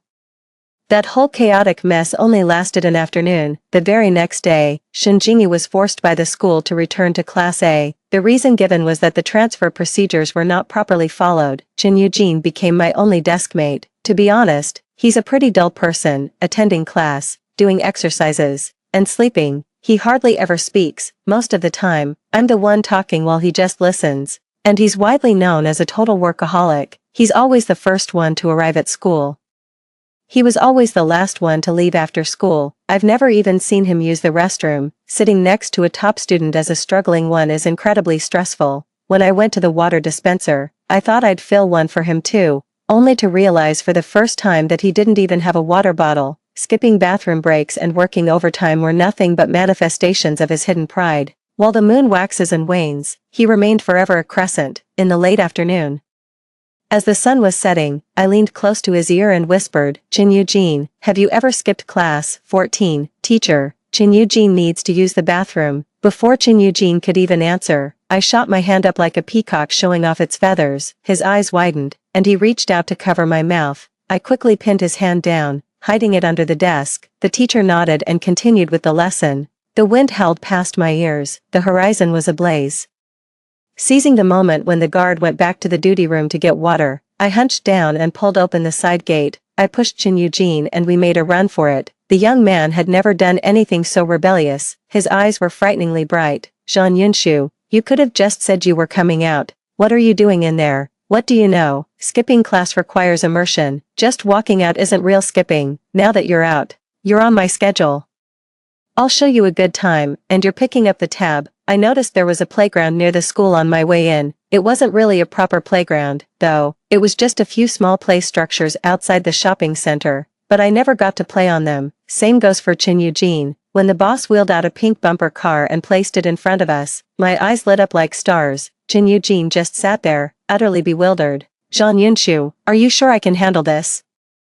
I hooked my arms under his knees and swept him up into a bridal carry. "Trust me, have I ever lied to you?" His breath fanned warm against the nape of my neck. Our hearts were pounding like mad. He must have been looking forward to it, too, just like any normal kid, playing with all that seemingly chaotic, nonsensical stuff. 2 people to a bumper car. He was in charge of steering, and I handled the gas pedal. Everyone's a total noob when they're just starting out, a grade schooler.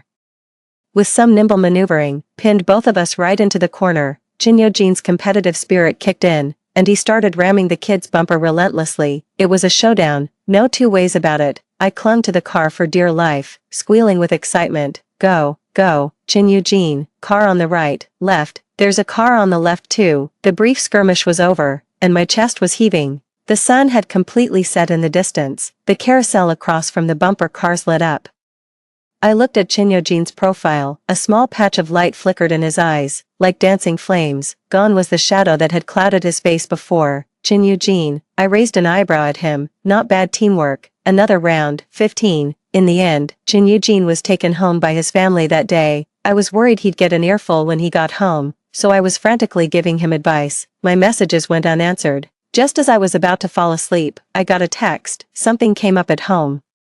"I'll be back in 3 days." He didn't come to school the next day. During lunch, Shinjingi carried her tray over and sat down beside me. "Don't worry, Yunshu. I asked my parents to look into it. Chinyu has gone back to the old family home. He won't be back for a few days." I nodded. "I know. He sent me a message on WeChat." She looked a bit surprised. "He still has access to his phone. You can't use your phone when you go back home." "I suppose so. Their family has a lot of rules." I thought to myself, no wonder he never replied to any of my messages after that. On Shinjingi's plate was only a boiled egg. I recalled that when I first met her, Huatian had mentioned something about her weight. I handed her the portion of crispy fried pork I had beside me. "Losing weight just for other people's opinions, isn't that just torturing yourself?" "I haven't touched this crispy pork, it's for you." Shinjingi let out a sigh. "I wish I could eat it too. I messed up my relationship with food a few years ago while dieting. Now, I just instinctively recoil at the sight of it. Everything. Pretty much all the regular, everyday stuff. I don't buy it. The world is full of self-proclaimed food connoisseurs. Do you really know what you're eating? Come on. I'm taking you out to eat." 16. I took Shinjingi out by climbing over the wall. On the other side of the back wall was a whole street of food stalls. The first place we came to was a malatang joint with that thick, rich broth. I grabbed Shinjingi's hand and we went right in. A bowl of spicy hot pot, loaded with veggies, meat, and pre-made fish balls. Shinjingi mustered up her courage for the 5th time and picked up a piece of tempura. One bite in, and her expression completely changed.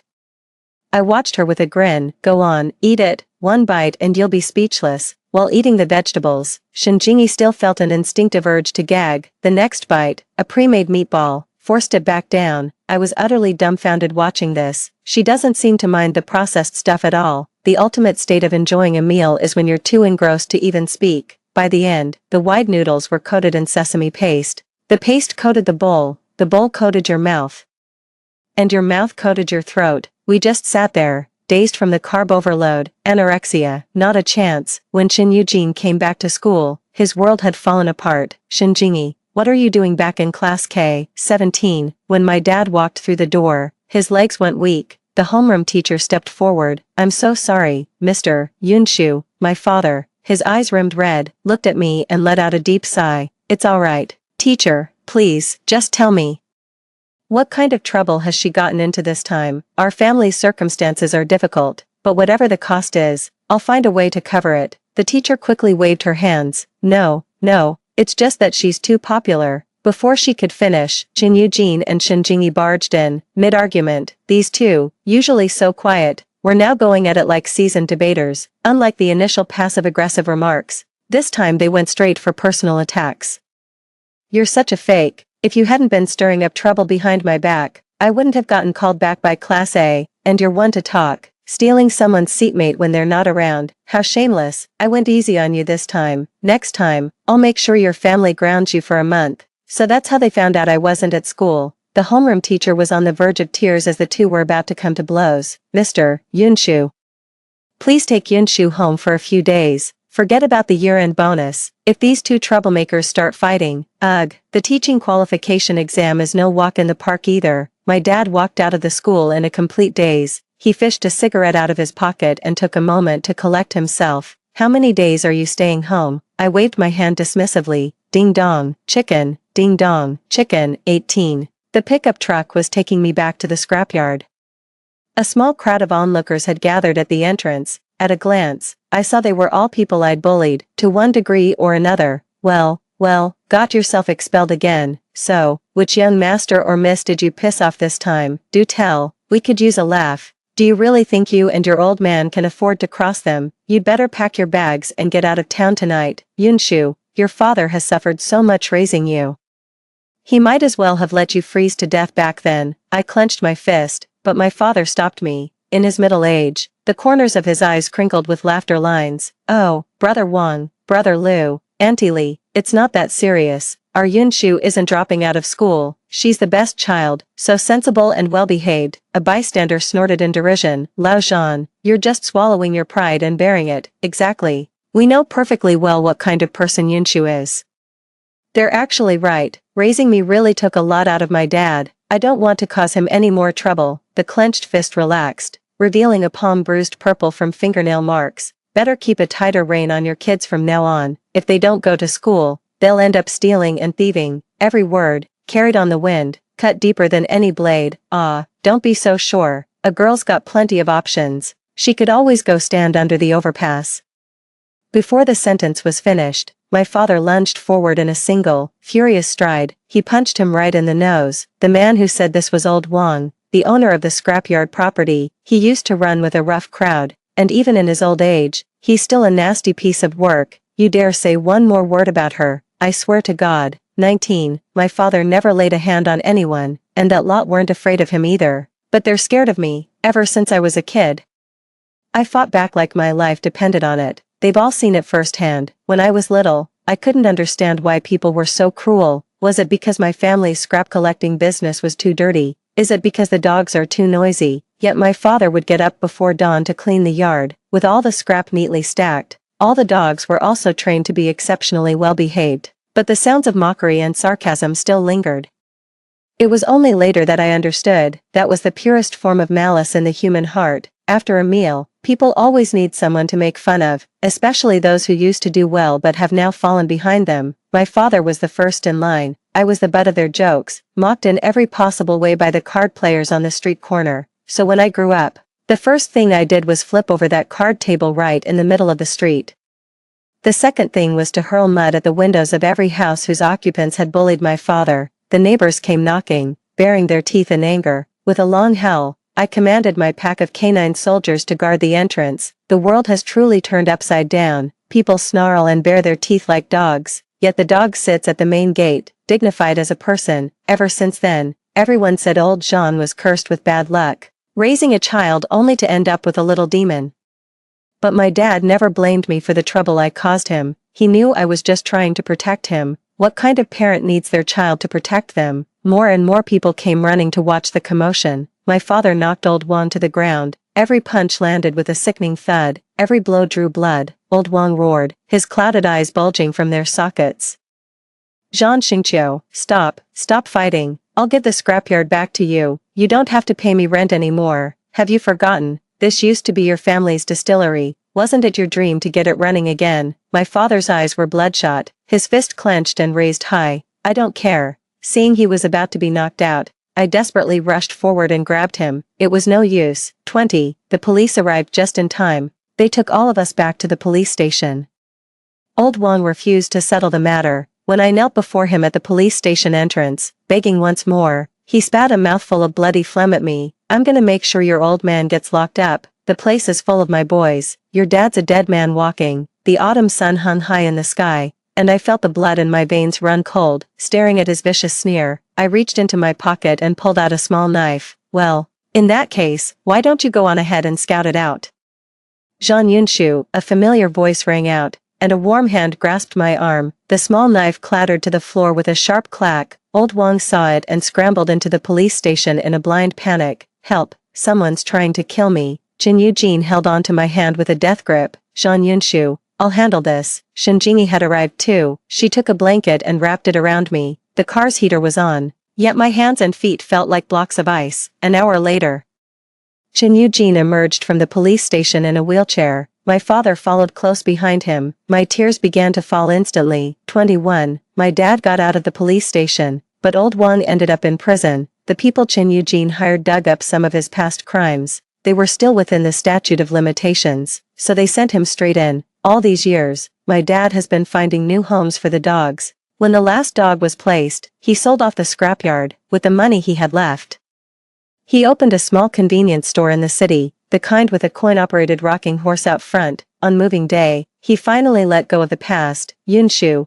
it's okay if you don't get into school. Your old man can still provide for you. The weather this year has been strange. It had been a crisp, clear autumn, but then it rained for 2 solid weeks. The sports meet kicked off during those few dry days after the rain finally stopped. Our class monitor clasped her hands together, looking at me with pleading eyes, begging me to sign up for an event. I didn't have the heart to say no. Then, when the participant list came out, I realized I was the only girl signed up for all the running events. When class ended, Qin Yujin was asleep. He was slumped over the desk, his long lashes like feathers. Qin Yujin, I don't want to run this many races. I rested my head on the desk too, tracing the contours of his face in the air. Qin Yujin, I don't want to run this far all by myself. His breathing was steady, and he looked like he was asleep. Qin Yujin, is it too cruel of me to make you follow me on my run? I withdrew my hand in a huff. The next second, he seized my wrist. He opened his eyes and spoke softly. The sound came through the tabletop and into my ears, one after another, deafeningly loud. I heard him say, okay, I'll go with you. 22. It's over. I think I've fallen for Qin Yujin, that gloomy, difficult, and sharp-tongued guy. How could that possibly be my type? On the field of the sports meet, I was getting ready inside the track. The stand suddenly erupted with excitement. Is that Qin Yujin? Holy crap, he never comes to these kinds of events. Quick, take a picture, take a picture. A face like the young master's is a rare sight. Treasure every glance. It's a holiday. We Yuyun fans are celebrating today. I followed everyone's gaze to look. Qin Yujin appeared in the public eye.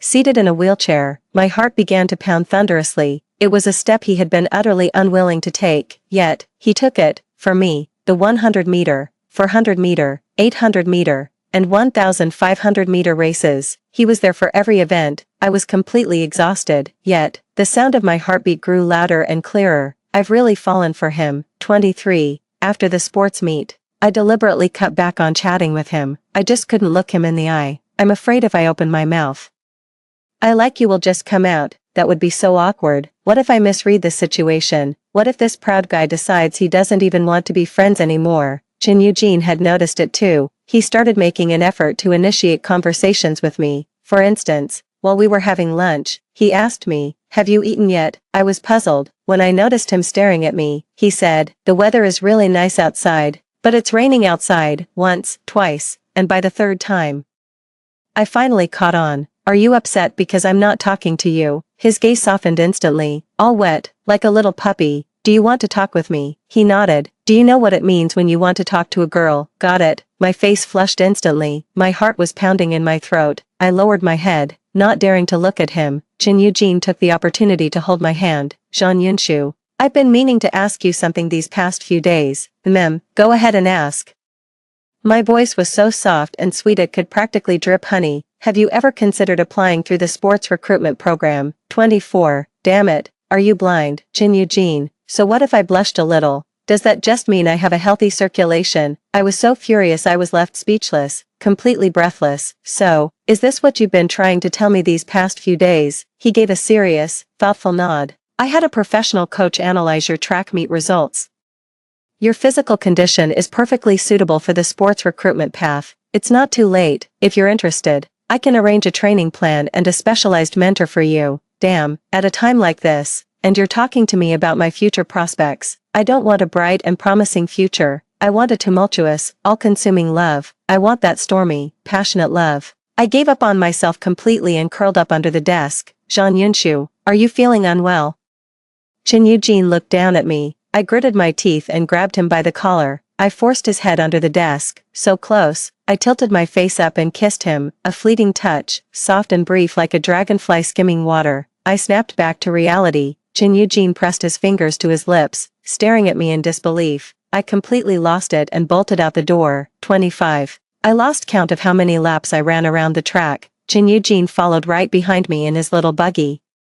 At the moment of utter exhaustion, I curled into myself and sank down like an ostrich. Tears mingled with sweat streamed down my face. Jean Yunshu, can I have a word? My voice was muffled. No, I don't want to. I don't want to hear it. Can I just say one thing? No, I'm not listening to you about the sports recruitment program. It's not about the sports recruitment. I looked up, a complete mess with tears and sweat matting my hair. What is that? Chin Eugene let out a sigh. It's that I like you. My mind was exploding with fireworks. Just say whatever comes to mind. I liked you first. I realized I liked you first. Let me play with the bang bang car for a bit. I went on and on for ages. After holding it in for so many days, I was just bursting to talk. Just as my throat was getting parched from all the talking, he handed me a bottle of water. Starting tomorrow, I'll train with you. Damn, alright, fine. 26. The coach Chin Eugene hired is really effective. The training plan he put together was really effective. My dad never expected that the academic dream he had given up on for me was now on the verge of coming true. See, I told you so. The school always finds a way. My dad stood there, beaming with pride, hands on his hips as he looked at me. I don't have time for him. Afternoon training is about to start. I quickly shoveled a few bites of food. Chin Eugene is a really petty guy. If I'm late just once, I won't be able to kiss him for a whole week. I can't let him catch me again. Shinjingi would come to hang out with me after class too. Although she and Chin Eugene still don't get along whenever they meet, training can't be neglected. And there are requirements for academic classes as well. Just like that, half a year has flown by. I've gone from a dewy, fresh-faced little girl to a muscular, perpetually scowling little girl. The standardized exams were successfully completed. The Gaokao, too, arrived amidst an atmosphere of intense pressure. After the college entrance exams ended, I once again couldn't get in touch with Chin Eugene. Just like last time, I thought he must have gone back to the old family estate again. The next day, someone came to my family shop. Miss Jean Yunshu. Is that you? Our young master sent me to fetch you. 27. I narrowed my eyes. Young master, you mean Chin Eugene? The man who arrived appeared middle-aged, dressed in a suit, with a respectful expression. Nothing seemed out of place. Hold on a second, let me grab my bag. I just happened to buy a crossbody plush toy for his birthday gift. I followed the middle-aged man into a Bentley. The car had a pleasant citrus scent that made me drowsy, but I didn't fall asleep. I had a whole pack of Hall's Midnight Storm in my mouth. My mouth is so cold now. It feels like my words are freezing. The Bentley was parked inside an abandoned, unfinished building. A middle-aged man took my backpack. He and another man carried me upstairs. I lost count of the floors. Finally, they set me down in an empty space. My hands and feet were tied. I cracked my eyes open to survey my surroundings. I was in a high-rise, and the wind whistled through from all sides. A person was lying not far away, and my heart clenched in my chest. It was Chin Eugene. He looked like he'd been beaten, his hands and feet bound, his whole body slumped on the ground. Huatian emerged from around the corner, crouched down, and patted Chin Eugene's face. Wake up, Chin Eugene, look who I brought for you. Something was off about Chin Eugene's condition. It's freezing out, and all you're wearing is a thin white shirt. Hua Tian had to slap him several times before he finally came to. Wasn't it right here, 10 years ago, that your brother died, he died, and you were left crippled, isn't that right? Hua Tian grabbed him by the hair, forcing him to look at me. Then how about this, you and this damn bitch both die here today. Chen Yujin saw me clearly, his eyes wide with fury. Hua Tian, don't you dare lay a finger on her, young Master Chen, I'm not afraid, my family was ruined by yours. There's no future for me in this country anyway, I dream of killing you both. And Shinjingi is next. Like a madman, he let go of Chen Yujin and lunged straight for me. He dragged my entire body, pulling me toward the unsealed window. Chen Yujin crawled forward, at one point trembling as he tried to stand up. Hua Tian, I'll give you anything you want, let her go, let her go. What do I want? I want her dead. I'll make her watch herself fall to her death. Hua Tian grabbed my hair, his hand raised to slap me awake. My eyes snapped open, and my hands, bound behind my back, broke free from the ropes. I drove my fist into his face. 28. The doll was actually a hidden pouch. Before heading out, I slipped a utility knife into my bag. While he was still dragging Chen Yujin around in his frenzy, I had already cut through the rope binding my wrists. I drove Hua Tian to the ground with a single punch. Quick as a flash, I sliced through the rope binding my feet. Grab her. The man in the suit and another man charged in. I drove my knife into Hua Tian's leg. A cry of pain instantly echoed through the entire building. I pulled the knife out, pressing it against his neck. I dragged him over to Chen Yujin's side. The three of you are family, right? Come any closer, and Hua Tian dies right here. The two of them froze, not daring to make a move. Please, let Xiao Tian go, don't hurt him. I released Hua Tian and stomped my foot down on his wound, with a hand now free. He immediately scooped Chen Yujin up from the ground and hoisted him onto his back. Chen Yujin, hold on tight. Then, he pressed the blade against Hua Tian's throat once more. Back off. Chen Yujin's body was burning up with fever. That brief standoff with Hua Tian had already drained the last of his strength. Stay awake, Chen Yujin, don't fall asleep. He was carrying one person on his back and dragging another. I had to stay on guard against a potential ambush from the two of them at all times. My stamina was rapidly draining.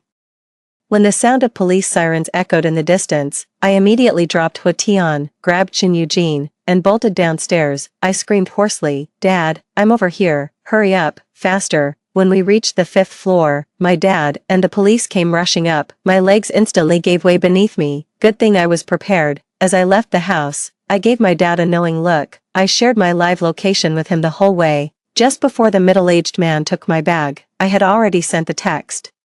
Call the police. 29. In the abandoned building, apart from Hua Tian, the other two people were his father and his older brother. The court imposed a severe penalty for the combined charges of kidnapping and attempted murder. Hua Tian had also turned 18, 2 death sentences with reprieves, and 1 life imprisonment. By the time the verdict was handed down, Chen Yujin and I had already started university. During those 2 weeks of recuperation in the hospital, Chen Yujin was able to stand up on his own. His mother took my hand, weeping uncontrollably. According to his mother, Chen Yujin's leg condition is largely psychological in nature. When he was 9, he and his younger brother were kidnapped.